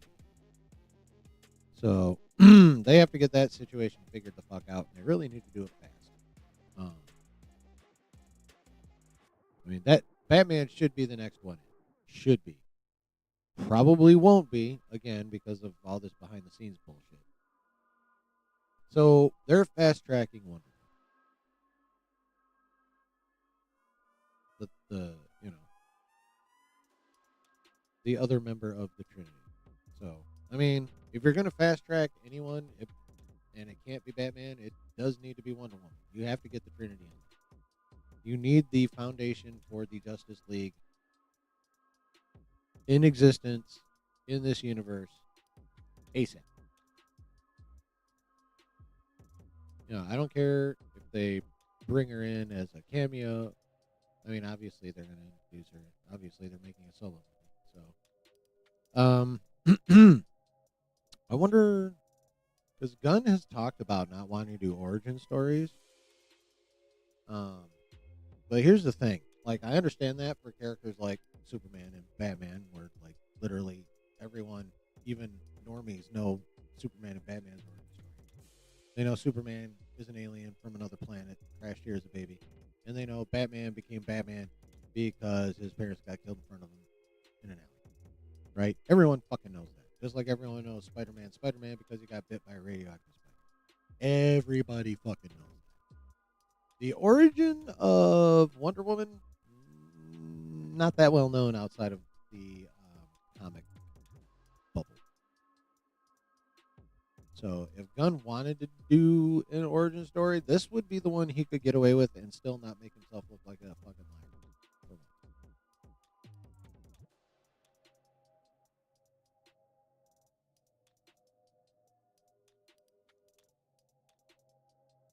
So the question then becomes, A, is he doing an origin story or not? And B, if not, what the fuck is he going to do? He can't, he really can't cover the World War II period of her life because the DCEU already did. He could. I wouldn't. It's already been, that territory's already been gone over, and on top of that, it was gone over by Snyder. So if I'm Gunn, I'm staying away from anything that has anything to do with Snyder or anything Snyder is associated with, because the comparisons are already flying around the internet, and they're going to continue to fly around the internet. The Snyder Bros and the Gun Glazers are going to be going at each other for fucking eternity. So, it would probably be Gunn's wisest decision not to do that part of Wonder Woman's life. You know what I mean? So, at least we know one thing that he probably won't be doing and definitely shouldn't be doing in regards to Wonder Woman's story. I also hope he doesn't try to do a better version of Wonder Woman 2. Just let us all forget that movie exists. Excuse me one second. I have to deal with cats. Goddamn.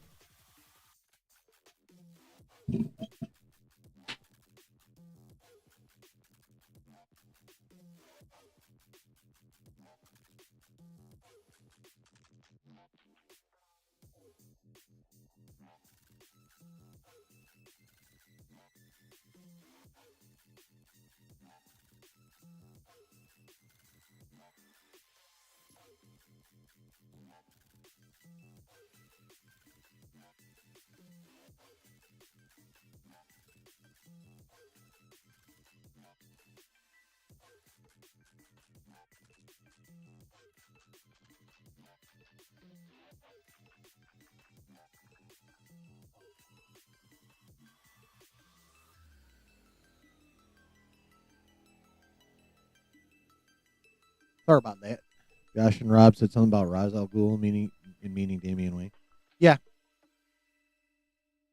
Yeah, they were just speculating on like who some big bads could be coming up in the early part of the Gods and Monsters chapter.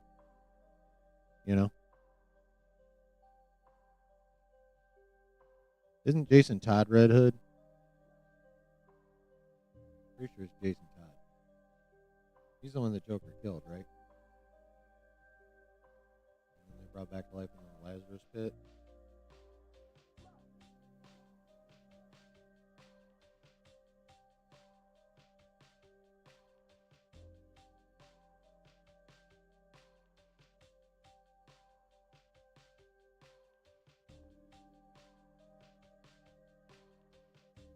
Yeah, Jason Todd became the Red Hood.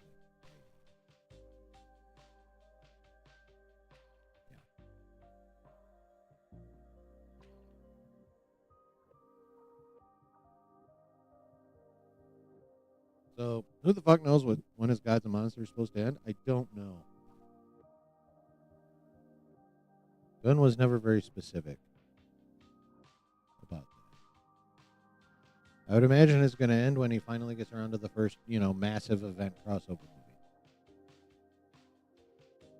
Which will probably be something designed to bring the Justice League together. The unreleased other version where Todd lived came out this year. Ooh.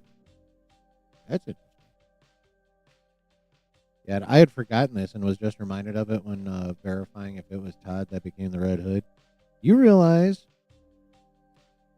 that DC took a poll of fans to determine who the Joker was going to kill in The Killing Joke? And that Jason Todd narrowly won that election? You guys know that shit? I may have read it once before or heard someone talk about it once before. Probably Rob. But yeah, Jason Todd was voted death by the DC fan. Probably because DC was not original at all in his origin story. It was basically copy pasta Dick Grayson.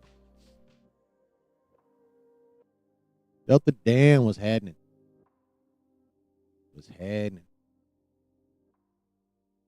But yeah.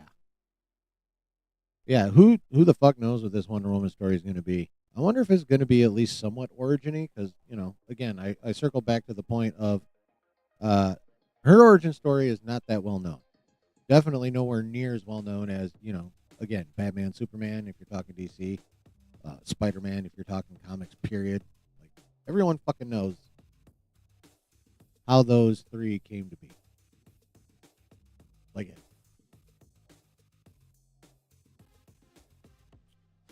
So, Gunn could get away with an origin story. Don't know if he's going to choose to. He's been very adamant about the fact that his universe is going to be lived in. The motherfuckers have already been here for a hot minute. So, I'm going to go ahead and predict that this will not be an origin story, even though this would be a character he could get away with it. But as for what it will actually be in the F4 Origins 2,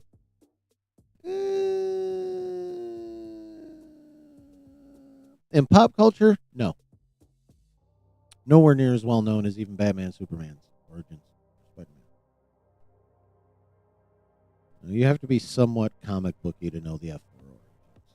Like normies, you tell, hey, you know how the Fantastic Four got their powers? But 9 out of every 10 of them you ask to be like, what the fuck? Maybe only 8, but definitely no less than 80%. We know the F4 origins. Like that. Casual comic, even from those trash movies, the F4 origin is known. I mean, by some people, yeah, but they didn't do that well. That third one was a complete bomb. 72 votes decided Todd's fate. It was 72 fucking votes. Wow. That's crazy. Yeah, no. F4 is known nowhere near as well as Batman, Superman, Spider-Man. Now, it very well could be more well known than Wonder Woman's origin. I will say that. Even amongst the general audience, a larger percentage of the general audience will know how the F4 got their powers than will know Wonder Woman's origin. That I'm pretty sure is true. Yeah.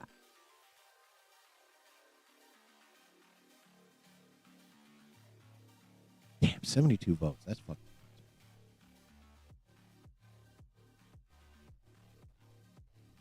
Be right back.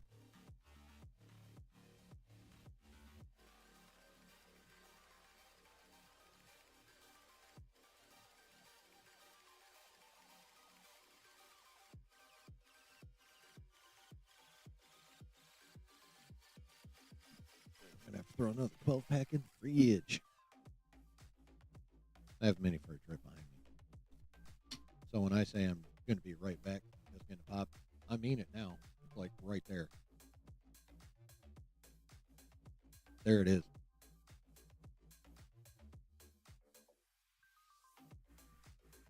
If either it or this desk was positioned differently, I wouldn't even have to get up. 53-43 versus 52-71 with a difference of 72. That's fucking nuts, man. That's crazy. Who was number 2? Who did 10,614 total vote? That's crazy. Who was number 2? Like, who almost died instead of Jason Todd?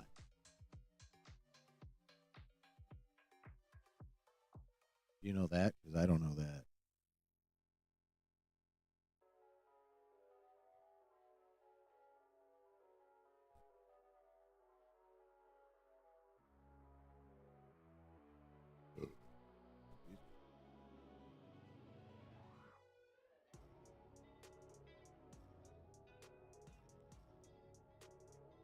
Who does number 2 beat? Who did almost everyone else want to die instead of Jason Todd?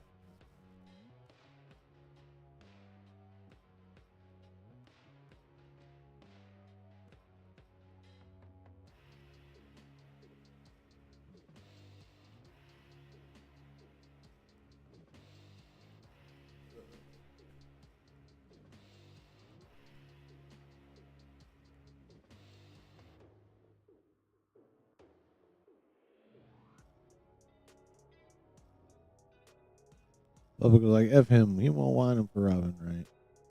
300 years. Oh, you're talking about how long MetaHuman's been in Guns Universe? Yes. Yep. 300 years ago, MetaHumans. Well, I can't remember the exact wording. 300 years ago, MetaHumans. 30 years ago, an alien baby crash lands on Earth.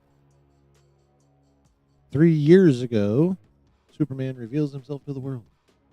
3 months ago, Superman and Lois Lane started bumping uglies. That's not what it was said on the screen, but that's how I'm going to say it. And 3 minutes ago, Superman lost his first fight. And then, and movie.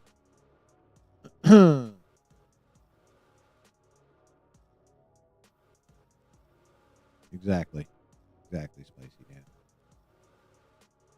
I mean, the self-control that Superman is able to display must be like insane. You know what I mean? Because first of all, it's not like sex is not a strenuous activity. Like, he's got to be very careful not to like pulverize her entire skeleton with one super thrust. Number one. Number two, he also has to be very careful about not blowing the top of her head off when he reaches peak. And it's not like he can use a kryptonite condom because that would kill him. So he's got to be very careful. I mean, even if he pulls out, he's got to be really careful not to like blow a hole in the wall and kill somebody. Being Superman's got, if you really think about it, being Superman's got to be really goddamn difficult. Outside of all like the threats and shit, aliens and monsters and all that crap. Just like trying to do normal everyday shit's got to be a bit of a chore, I mean, think about it. How easily could he just walk through the world just destroying shit? The green rubber makes him feel alive. Funny. Yeah, I mean, just, think about it. Like, just superheroes in general, how much they have to, like, restrain themselves to move in the normal world. Crazy. All right. We are moving on to the Fantastic Four. A couple things to talk about. One, I don't know if y'all heard, but there was the first 30 minutes of the Fantastic Four was released at a Comic-Con in Brazil. Okay, at a special fan event in Brazil where they screened the first 30 minutes. And according to this article in the Direct, it was not a mixed bag. The consensus was unanimously positive from the people that got to see the first 30 minutes. Now, before we get into these positive reviews, let us remember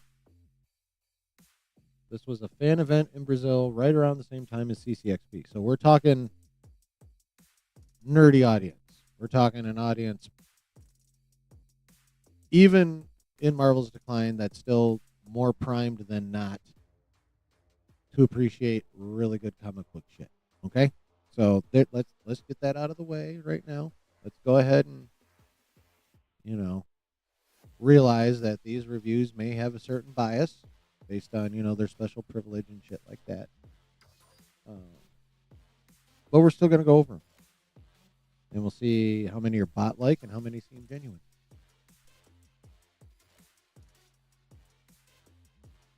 So it's the Brazilian Basement Crew? Correct.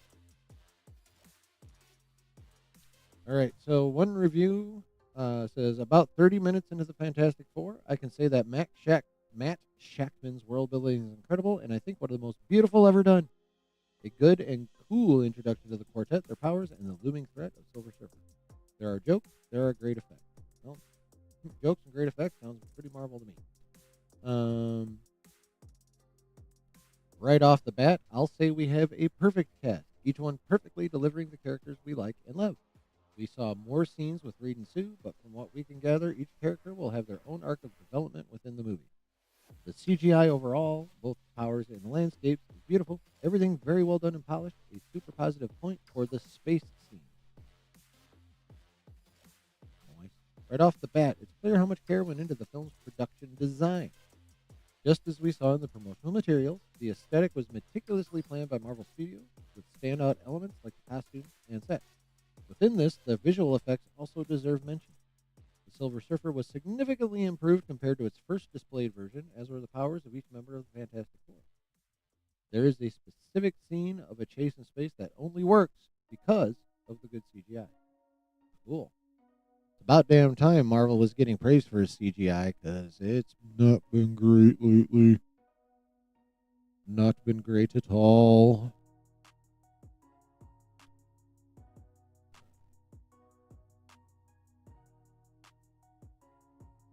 Okay, I mean 27 minutes. These 27 minutes go from the start of the movie to the group's first mission after the Galactus announcement, but with some cuts in between, and nicely show the group's dynamics and the chemistry among the cast. The love between Reed and Sue and all their fears regarding the pregnancy are highlighted.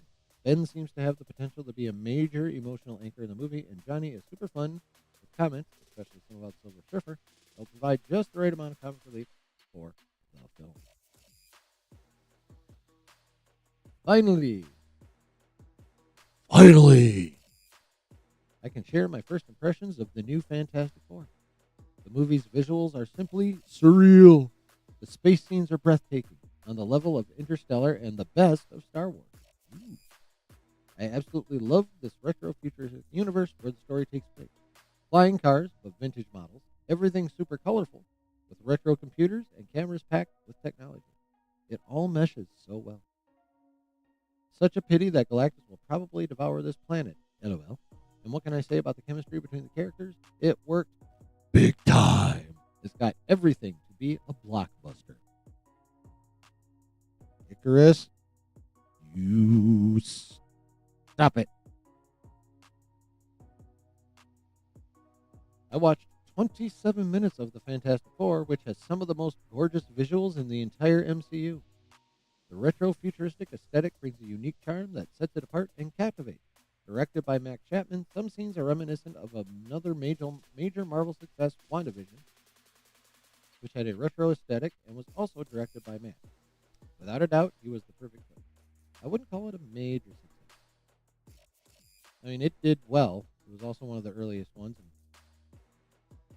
and it took a little bit of time for people to realize that ending was shit. Anyway, I mean, I don't hate it as much. Still could have been better.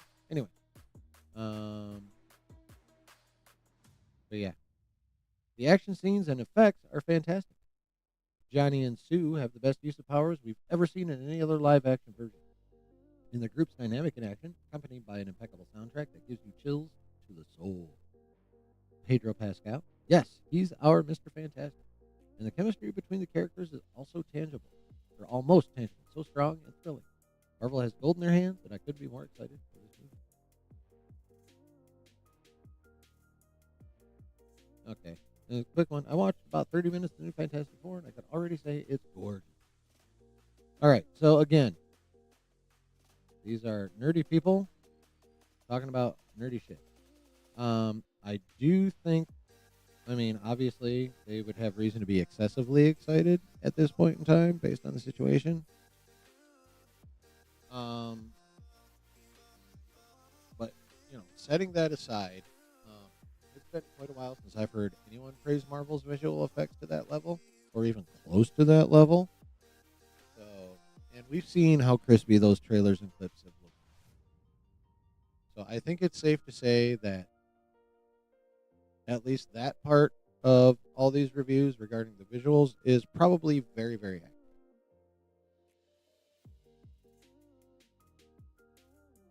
The evaluation of the characters, again, from what we've seen in the trailers and clips and shit, seems to be pretty accurate. Here's where it becomes a thing is when people start talking about like perfection and shit like that. That's when it's like, okay, now we're getting a little hyperbolic, kind of dipping out of reality a little bit, probably that kind of thing. So when they start getting that effusive in their praise, that's when I'm like, okay. But when they're just praising normal shit that most people either praise or poop upon, I buy that shit. I buy it. So, again,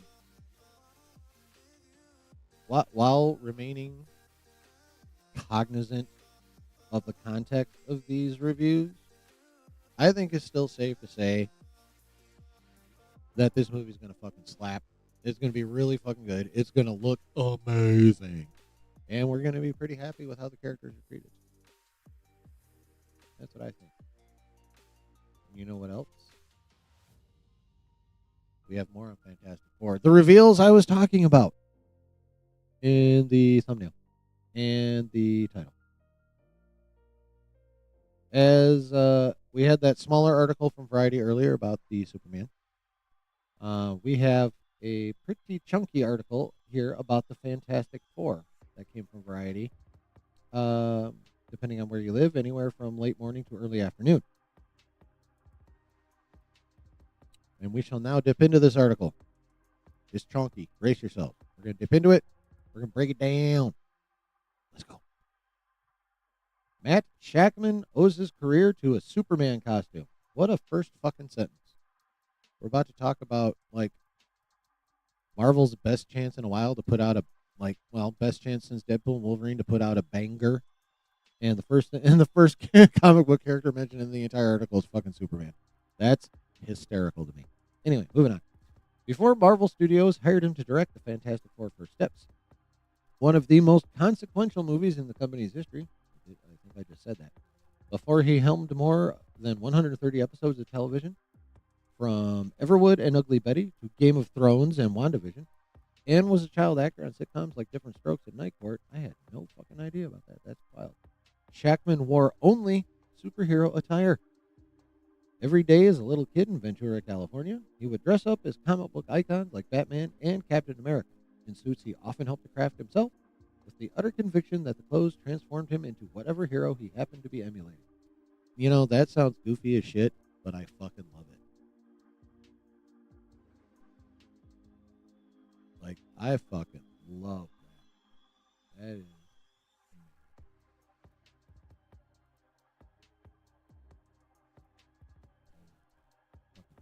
Anyway, it was so absurd that my kindergarten teacher actually had to call my parents and say, I think it would be really great if Matt came dressed as Matt, he says, sitting in his office on the Disney lot. He remembers his parents cobbling together a civilian outfit from his older brother's hand-me-downs, but he was so committed to the bit that he wore a swimsuit as underwear so he could secretly go to school as Aquaman. Oh my God, that's amazing. When a TV news producer told Shackman's father that his 4-year-old son, clad that day in Man of Steel's blue and red regalia, would be a natural actor, his parents put him in a Saturday morning drama class. That led to An Agent, which led to commercials, which led to a guest spot on The Facts of Life, which led to 3 seasons as a series regular on the late 80s Growing Pains spinoff, Just the 10 of Us. I remember that show. It wasn't that I was desperate to perform, Shackman says. I'm actually not an outgoing person. I was just fiercely devoted to my life of the imagination. He stopped himself. Just so the Marvel fans know, he says, I dressed up as Spider-Man almost as much, if not more so, than Superman. Okay, you're forgiven. Given that Shackman says this while surrounded by Fantastic Four memorabilia, including a rare copy of the Fantastic Four #1, the November 1961 inaugural issue of the comic written by Stan Lee and Jack Kirby, it's obvious that the filmmaker counts himself among Marvel's devoted fans. As he bluntly puts it, there would be no Marvel Studios, there would be no Marvel Comics without the Fantastic Four. He ain't fucking wrong. The 4 heroes were born out of desperation. Marvel was struggling to publish a hit as its rival DC Comics found success with its ensemble of superheroes. Lee and Kirby's groundbreaking innovation was to create flawed characters with everyday human problems who just happened to have superpowers. Reed Richards, a.k.a. the super stretchy Mr. Fantastic, his girlfriend and then wife, Sue Storm, a.k.a. the Invisible Woman, Sue's hot-headed younger brother, Johnny Storm, a.k.a. the Human Torch, and Reed's best friend, Ben Grimm, a.k.a. the Thing, a powerfully strong, rock-bodied Thing. They became a sensation. Spider-Man, Iron Man, the X-Men, and Black Panther, the latter first introduced in the pages of the Fantastic Four. Oh, hey, cool. Black Panther introduced in Fantastic Four. That's sick. Soon followed, buoying Marvel into the cultural vanguard. In a quirk of irony, the Fantastic Four is arriving in theaters at a comparably precarious moment for Marvel. That's based. That is 100% fact. After more than a decade of box office supremacy, damn it, I hate when burps get stuck. The once mighty Marvel Cinematic Universe, along with much of the superhero genre as a whole, has strained to connect with global audiences at the heights it reached just 3 years ago. The 3 previous attempts to bring Marvel's first family to the big screen in the mid-aughts and again in 2015, when the characters were part of 20th Century Fox's stable of Marvel characters, before Disney acquired the studio in 2019, weren't exactly barn-burning blockbusters either. No, they weren't. The first two decent, 2015, complete fucking trash. Those standalone films, however, didn't carry the responsibility of anchoring the MCU's storytelling future. Yup. The newest iteration, with Pedro Pascal as Reed, Vanessa Kirby as Sue, Joseph Quinn as Johnny, and Ebon Moss-Backrack as Ben, are also serving as linchpin characters for Marvel's behemoth 2026 release, Avengers Doomsday, featuring Robert Downey Jr. as Doctor Doom, the Fantastic Four's greatest nemesis. Shackman understands all of it, the cultural legacy, the commercial headache, the creative hurdle. There's a lot of pressure in wanting to do right by the characters, wanting to do right by Kirby and Lee, wanting to do right by all of the amazing comic writers who have been a part of developing this over the last 60-plus years, he said. In the same breath, he adds, corporate pressures aren't my burdens to shoulder. Oh, those are Kevin. Instead, his greatest challenge, he says, is making a movie that feels personal amid the superhero pomp and circumstance. And that meant drawing on his distinctive path through the industry to drill down on what it means to be a family, with a story that focuses on Reed and Sue having a first child together. They are parents first, he says. They are scientists and explorers second, and they're superheroes only when they have to be. I come at this as a dad and as a husband. That's what makes it so special to me. Yeah, they hired the right motherfucker.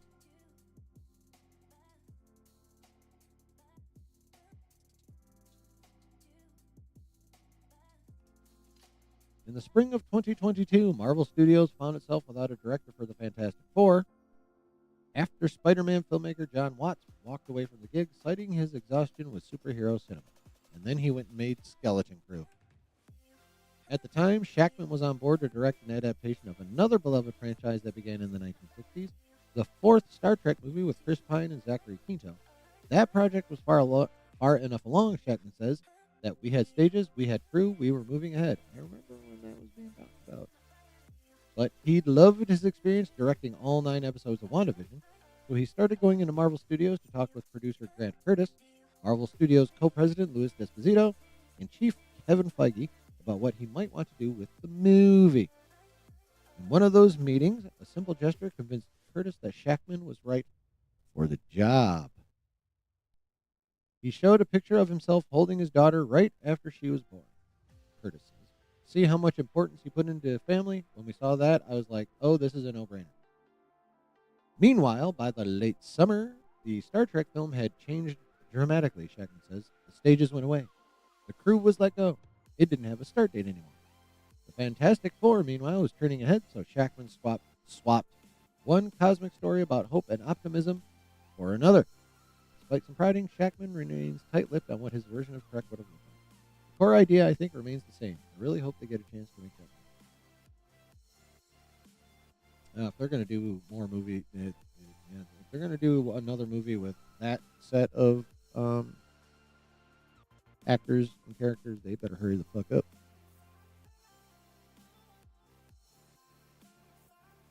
Shackman's central pitch for the Fantastic Four was to start with Reed and Sue becoming parents when they're established superheroes and well into their marriage, and how that decision ripples into Johnny's and Ben's lives. The idea was in part rooted in an aversion to retelling the quartet's origin story, which had been depicted in previous films. More crucially, for the 49-year-old filmmaker, he intimately understands how it feels to start a family later in life. I was 40 when I had my daughter, and she definitely took a little bit of assistance from science, he said. I think anyone who's tackling something of a large scale has to find something deeply personal in it to connect to.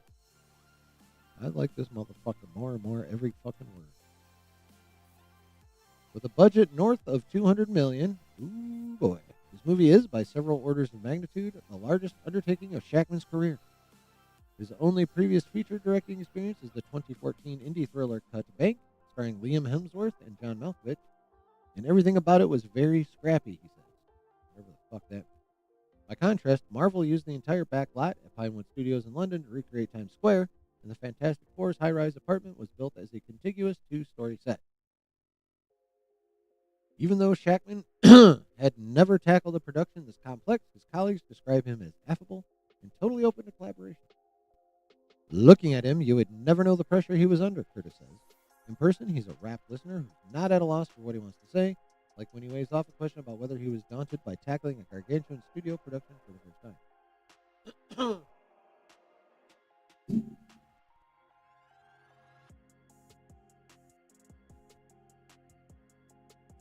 I've been working in this business, hitting marks and walking the Disney lot since I was 4 years old, he says. I've grown up both in front of and behind the camera, and I feel like I've just been adding to my toolkit as I've gotten older. Lack of ambition has never been a problem either. After graduating from Yale with a degree in art history and theater, Shackman founded a theater in Los Angeles, the Black Dahlia, that focused on new plays. It garnered enough industry attention to start Shackman on a prolific career directing television. I began a period of staying up all night long, painting scenery and building sets, and doing whatever I needed to do at my little 30-seat theater, and then showing up to Mad Men or 6 Feet Under or whatever, where there were huge departments of people who could build those sets and paint those sets. By the time Marvel hired him for WandaVision, Shackman was also working as the creative director of the Geffen Playhouse. When other theaters struggled to stay afloat during the pandemic, he presided over virtual Geffen Stayhouse productions that kept the theater alive. My career has been about trying to balance theater and television. He says, television, you have your first rehearsal, your tech rehearsal, your opening night, your closing night, all within an hour. In theater, you could spend 6 weeks talking about one moment. It's nice to be able to mix things up. It turns out that mixing things up is precisely how he approached making a fantastic film. The first time Moss Backrack talked with Shackman about playing Ben, it was over Zoom in late 2023. I had a really nice connection with Matt, and then forgot about the whole thing, Moss Backrack says. Then a few months later, I was walking down Fifth Avenue, and I got a call from my agent. I was honestly quite surprised. Quinn had a similar experience. We spoke about the character, about his ideas for the aesthetic of the film, and the themes of family and sacrifice. The 2 core themes of the Fantastic Four. And then I heard nothing. I say heard nothing like I had any expectation. And then had a flabbergasting call from my rep saying that he wanted me to do it. That was the only conversation they had before the out there? Yeah, Quinn says, shaking his head. I don't believe it either. Kirby and Pascal met with Shackman and Marvel executives a few times before the casting was finalized, but none of the actors did so much as a camera test together, let alone meet each other, before Shackman hired them to play a close-knit team. I've never done that in casting plays either, Shackman says. I believe in finding the people who have an instinct are right for the part. As Shackman details his casting decisions, he talks about the characters like they're friends that he's known for decades, which, in a way, he has. Moss Backrack, he says, is the softest, loveliest human, but with that slightly gruff exterior. A New Yorker through and through, he is Ben Grimm. Shackman had been impressed with Quinn while working with him on Game of Thrones. When the fuck was Joseph Quinn in Game of Thrones?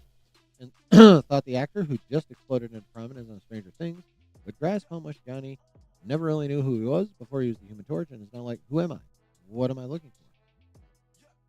He was so knowledgeable about the journey that these characters have all been on as individuals, Kirby says. It was really beautiful to talk with him about Sue's journey, what her metaphors were, what her invisibility really means. He cared so much about her. Reed was the most challenging role to cast, naturally. He goes from being the nerdy scientist who's locked away in the lab, to the husband and the father who do anything to protect his family, to the guy who's leading the Avengers. Jackman says, I realized that the version we were building had to have all of those.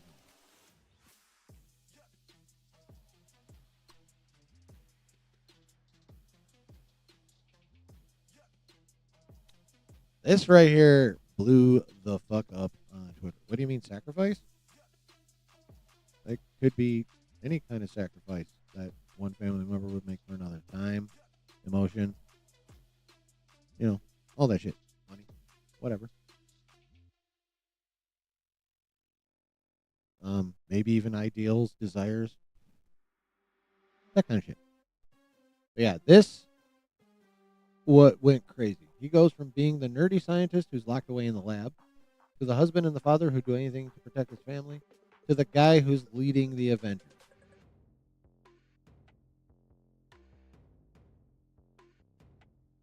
Well, well, well.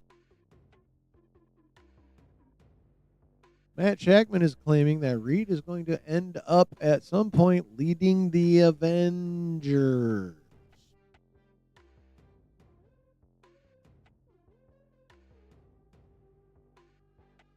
You can imagine that may have caused a bit of a ruckus on the interwebs.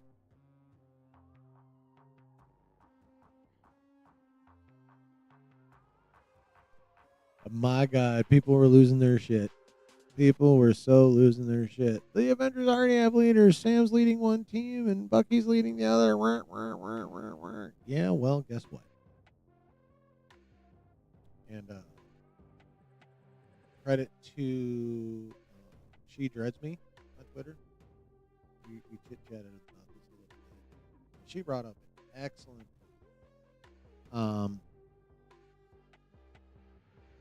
that the main crux of this movie is going to be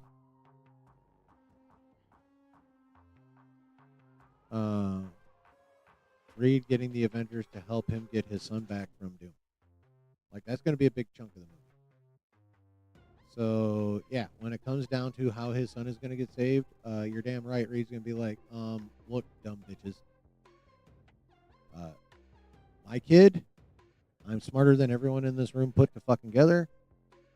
We're doing it my way.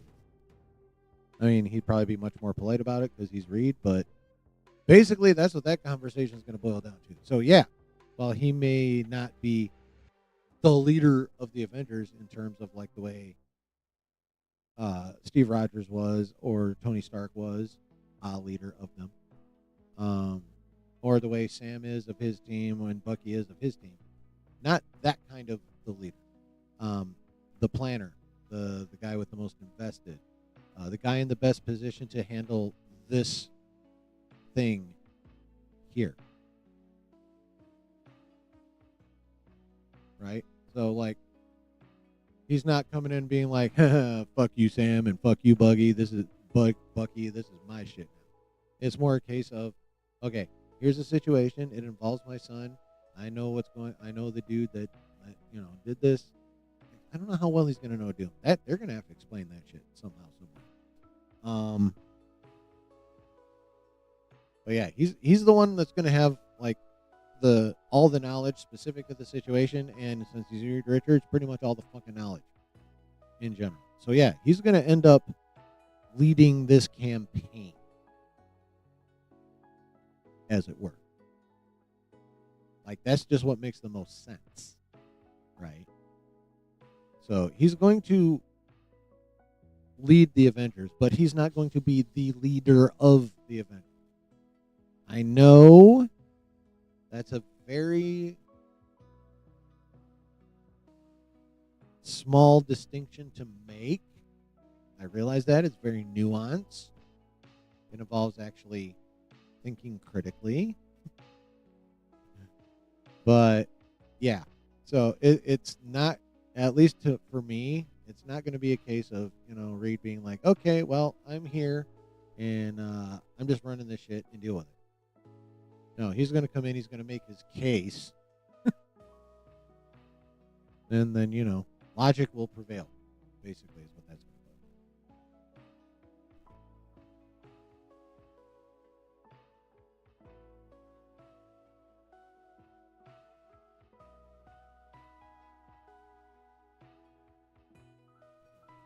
Ridiculously huge. How they got the Castabon.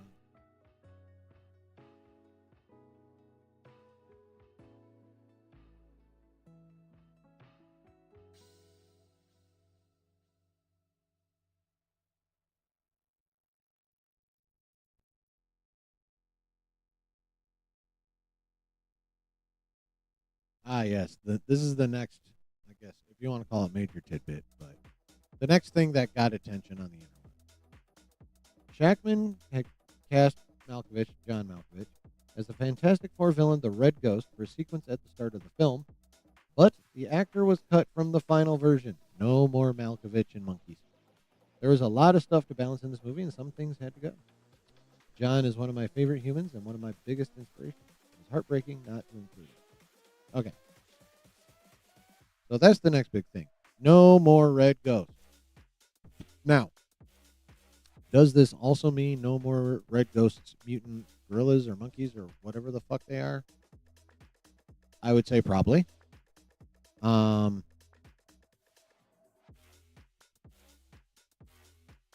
Interesting question.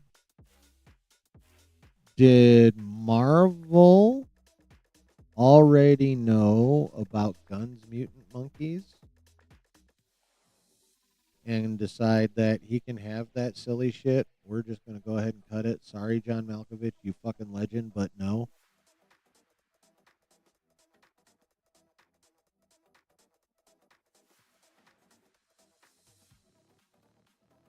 What do you think about that one, chat?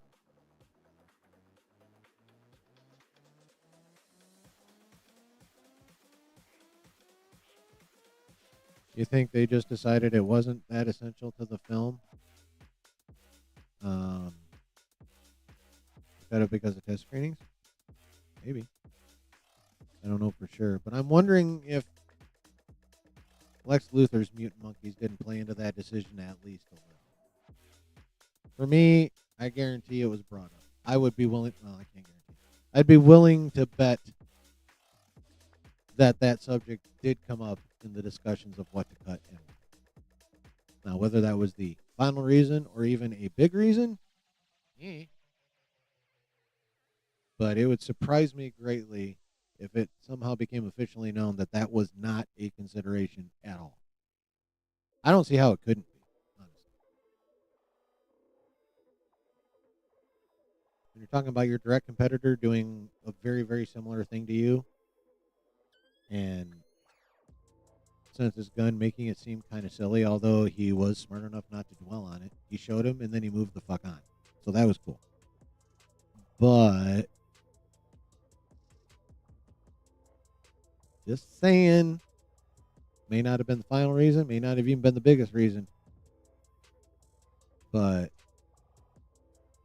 gun to my head, not James.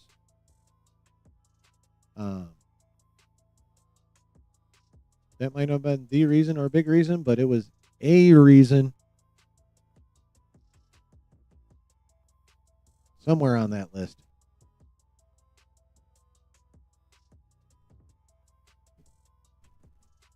Yeah. Yep. So that's the next big thing. No more John Malkovich. No more Red Ghost. He is now residing on the cutting room floor. Or would be if they were still editing movies that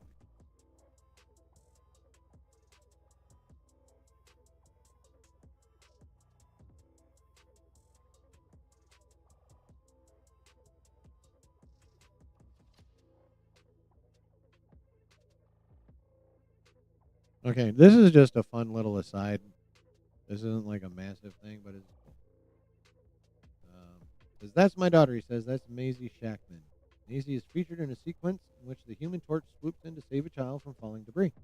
She really wanted to do it, he says. As a recovered child actor, I was deeply ambivalent about it. But she does gymnastics. She got put on wires, got to fly around. She had the best time. That's just cool. I'm sorry. That's just cool.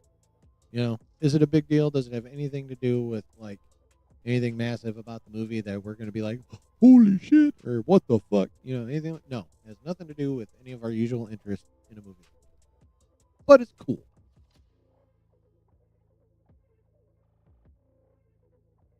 Oh, shit. I feel like I remember her from one of the clips or a trailer or something. That's her, by the way. Maisie Shackman. She look familiar to any of you? I swear I've seen her.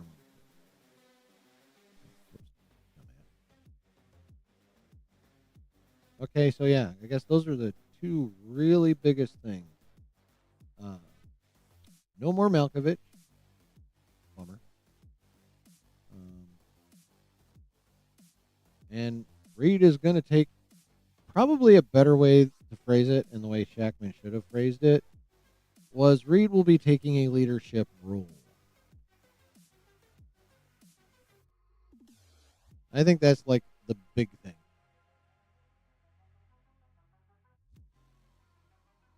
Thank you for, even though I don't like it when you're on my desk, I like you being on my desk more than I like you fucking free. Being a douche nozzle. Thank you. But yeah, so, and again, the Malkovich thing, kind of a bummer, but maybe also a smart decision. But yeah, the Reed, you know, quoting Shackman, leading the Avengers. He probably should have phrased that better because I don't see Reed just being like, I'm taking over. You know, you all work for me now. You know, I don't see that. But, you know, again, based on the fact that, you know, it's his son that's been taken by Doom, at least according to the leaks.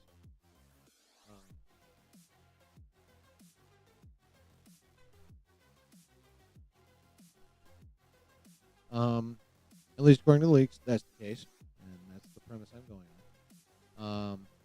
And you know, again, outside of his intelligence, there's really no other reason for him to take a leadership role other than the fact that it's his kid that's intimately involved in this entire situation. But yeah, you know, given that, and of course the fact that he is, well, at this point in time, in Marvel Comics, one of the three smartest people in the entire Marvel universe. He trades that position off with Doom and his daughter Valeria. Doom and Reed trades it off with his daughter Valeria and Doom. Those three, it rotates amongst those three.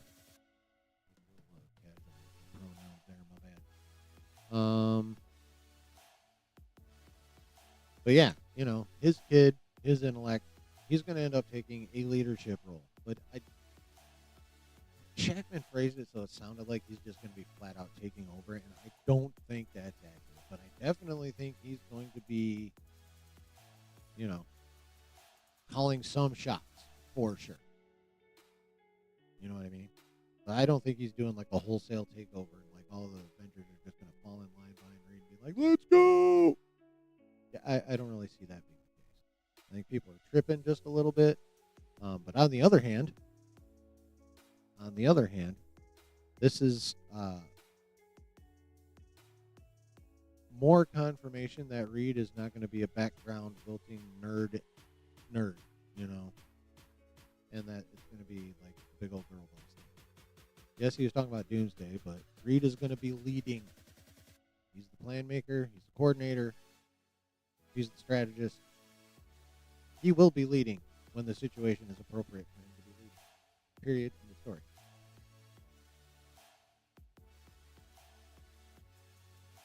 And obviously, in Fantastic Four First Steps, he's going to be making plans and leading and all that kind of shit. But it only makes sense that, you know, that would continue on into Doomsday. Especially given the circumstances.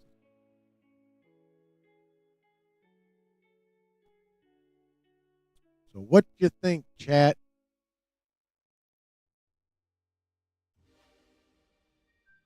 Is any of this surprising? I mean, the Malkovich thing's kind of surprising, but do you even give a shit about that one? And again, I think Shackman probably phrased it in an unfortunate way when he could have done a better job.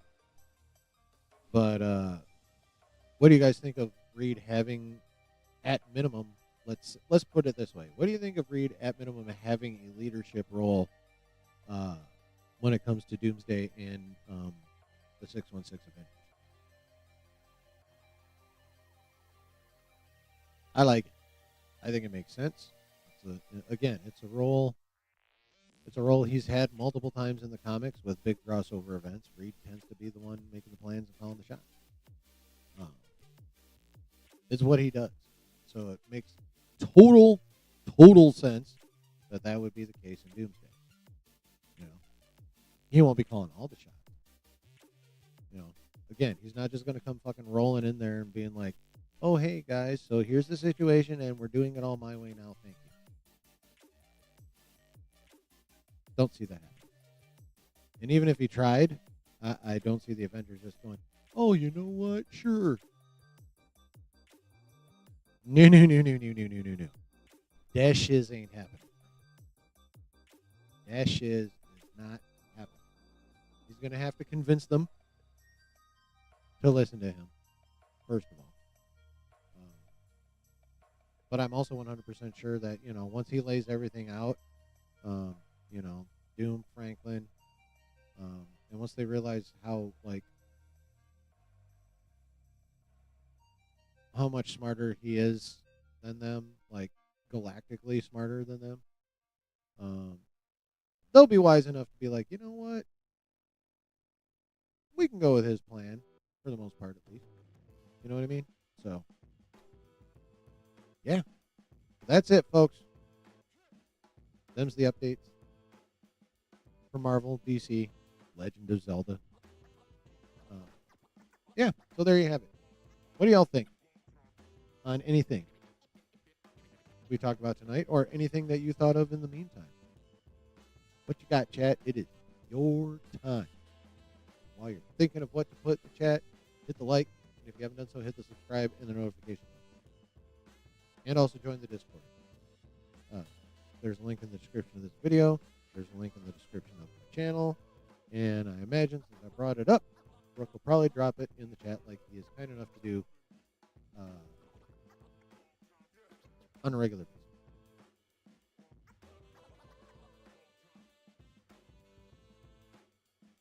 Hope to see a glimpse of a Council of Reeds too. I mean, that would be sick.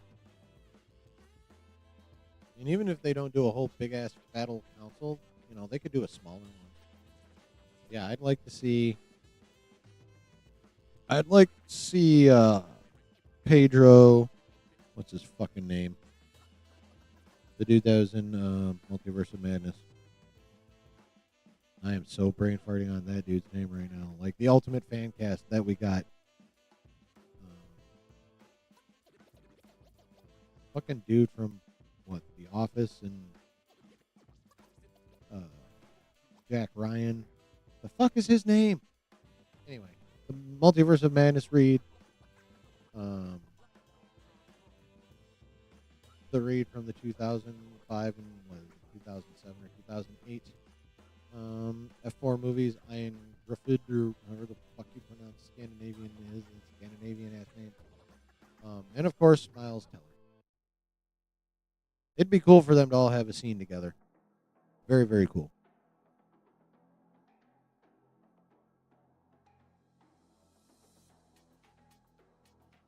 Is that John something?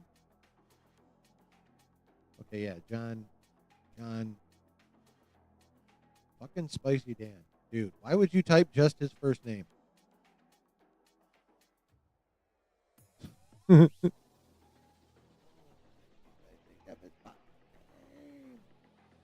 Ion Griffith, yeah.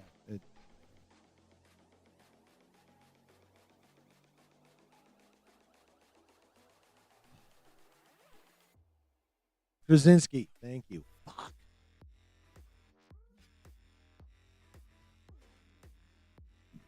Yes. Pedro, Krasinski, Teller, Grufford. I'll take it. Too underutilized though? Oh, massively, yeah.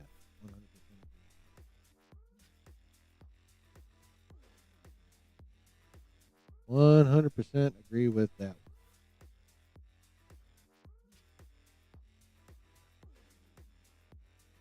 Excuse me. What you think, Jack? Thoughts, questions, concerns, statements, theories, speculation, anything? If not, I'm getting the fuck out of here because it's a weeknight and I still gotta get up.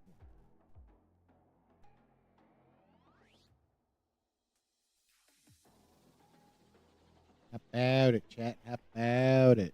I'm here for you. You just let me know what's on your mind.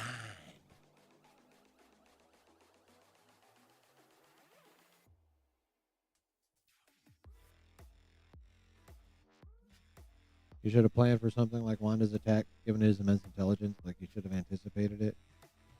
I mean, you'd think, but then again, story. D&D, the cynical GMs will allow a spell called Follow Plotline. If the character's going much farther afield than the DM wanted for his planned campaign or their planned campaign.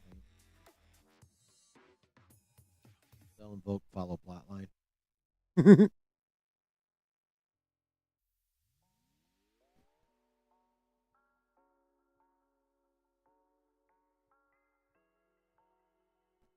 buddy. You okay? Well, Rhonda is ridiculously OP as fuck, too. I mean, there's also that. If he knows nothing about Wanda, how could he anticipate it?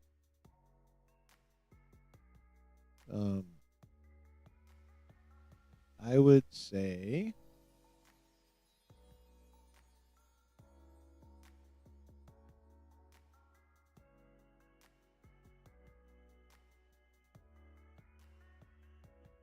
he's the type to evaluate every last possibility he could think of, and I don't think that would exclude chaos magic. As scientist as he is, he knows there's other shit out there. I mean, they know Doctor Strange, so it's not like he doesn't know magic exists. He was on Strange was on the Illuminati with him. He knows magic. Why did Patti LuPone didn't get an Emmy nomination? I don't know. The nominators suck ass. Andor fans are probably pissed too. Like all but two of the nominations were for technical categories, and then the two actors that got nominated weren't any of the leads. It was Alan Tudyk for Q2SO and who was the other one? I don't remember, but no leads. Adria Arjona was not nominated. Stellan Skarsgård was not nominated. What's his fucking name? Diego Luna was not nominated. Oh, it was Forrest Whitaker. So yeah, Forrest Whitaker was nominated for being Saw Gerrera, and Alan Tudyk was nominated for voicing K2SO.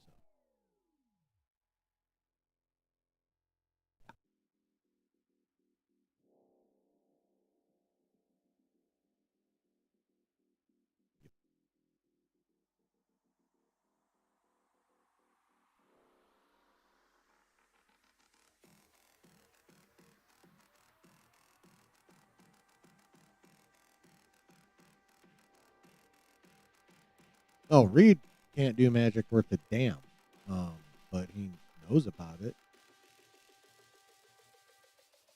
to a certain extent. Knows how it works. Oh, and Doom, sorcerer. What's up, Quest? How you doing, my guy? Screw awards. What awards? I'm doing all right. What awards are you talking about, bro? Oh, the the Emmys, right? Yeah. I mean, I couldn't give a fuck less about the Emmys. I used to like award shows. Like when I was younger, I would watch the shit out of them. I just don't give a fuck.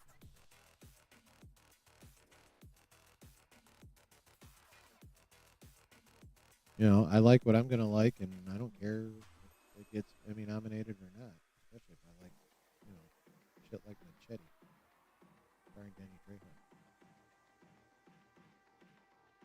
Mindless entertainment featuring gratuitous just about everything. Right up.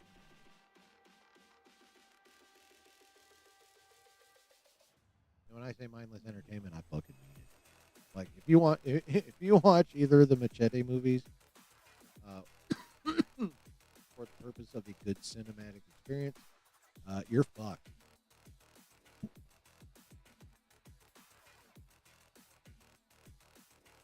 If you thought Deadpool and Wolverine was fun but sloppy, Deadpool and Wolverine looks like a technical masterpiece next to the Machete. Like, I'm gonna be totally real. Those movies are, as cinematic features, are bad, very very bad. But also, like Deadpool and Wolverine, they're super fucking fun.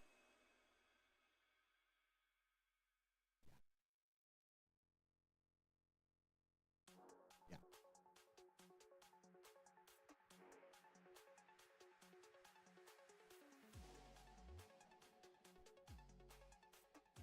What else you got for me, chat?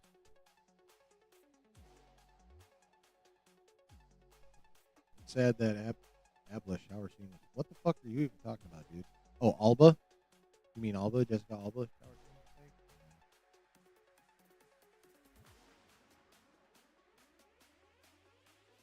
scene? Jessica Alba do look good.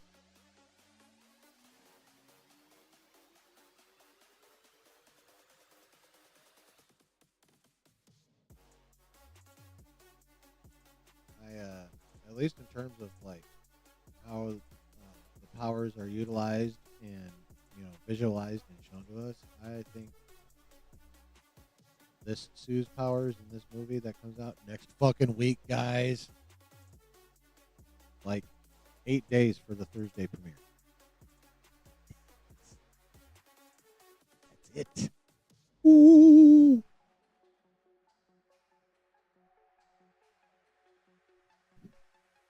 Ooh, doggies. I am so excited for this fucking movie. It looks so good.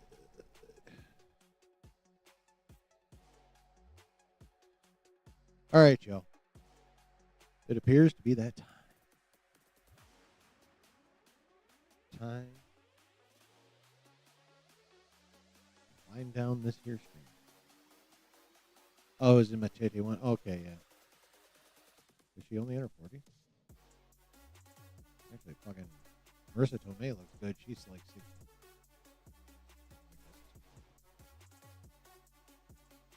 Anywho, I'm going to go ahead and call it, chat. Thank y'all for being here. Y'all are the dopest. I mean, it's not like I do short streams. So the fact that you guys give me this much time and attention on a regular basis, thank you. Thank you very much. You just found out you sell the only spicy mulberry jam on Etsy? Sick, dude. That's sick. Corner that market, bro. Get it.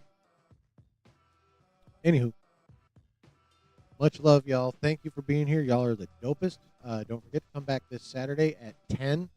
Which Saturday streams back an hour because analytics. So come on by at 10 o'clock. We'll go over the rest of the news that happens this week in our nerdy little world.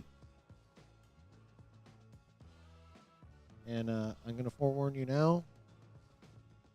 We're going to be talking more about Superman's box office and going in and see what the second weekend is beginning to look like. We won't have final numbers till next Monday, obviously. But, and then of course we'll talk about them on Wednesday because this month is a big old 3-way box office battle. It's a fatal. Oh no. Fatal. Never mind. Yeah. Big old battle. A theatrical menage of violence. So, yeah, we're gonna be talking about that shit for a few more weeks yet. So brace yourselves, and of course anything else. So, have a great rest of your night / evening / day, depending on where you're watching me right now, or when you're watching me. If you're watching the replay, thank you very much. And once again, please hit the like on your way out of here. And if you haven't done so, please hit the subscribe and the notification bell, so you know whenever I comes on here and does my stuff. And also, join the Discord. There is a link in the description of this video and a link in the channel description. I also post in there whenever I'm going to come on, and the Discord notifications much more reliable than YouTube. YouTube's hit or miss sometimes. Discord, you're always going to know. So join the Discord, subscribe to the channel, like the video, and have a good rest of your week. And come on back this Saturday night at 10 p.m. Eastern Standard Time. All right, much love. Thanks for being here. Later.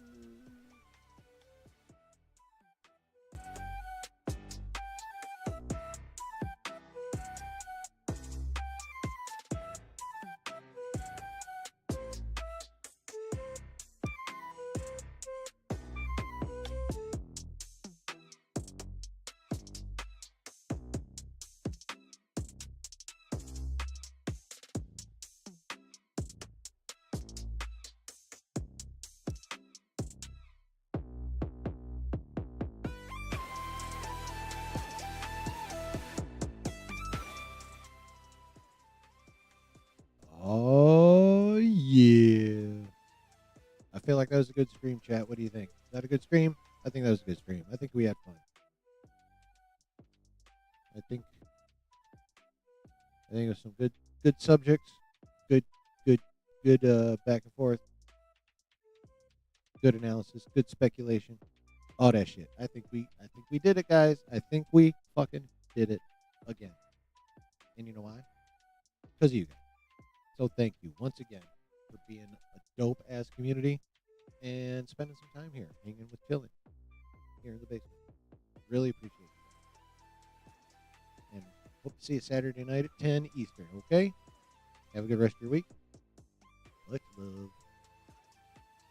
And remember, wherever you're at and whoever you're with, always keep it nerdy. Have a good one, guys. Later.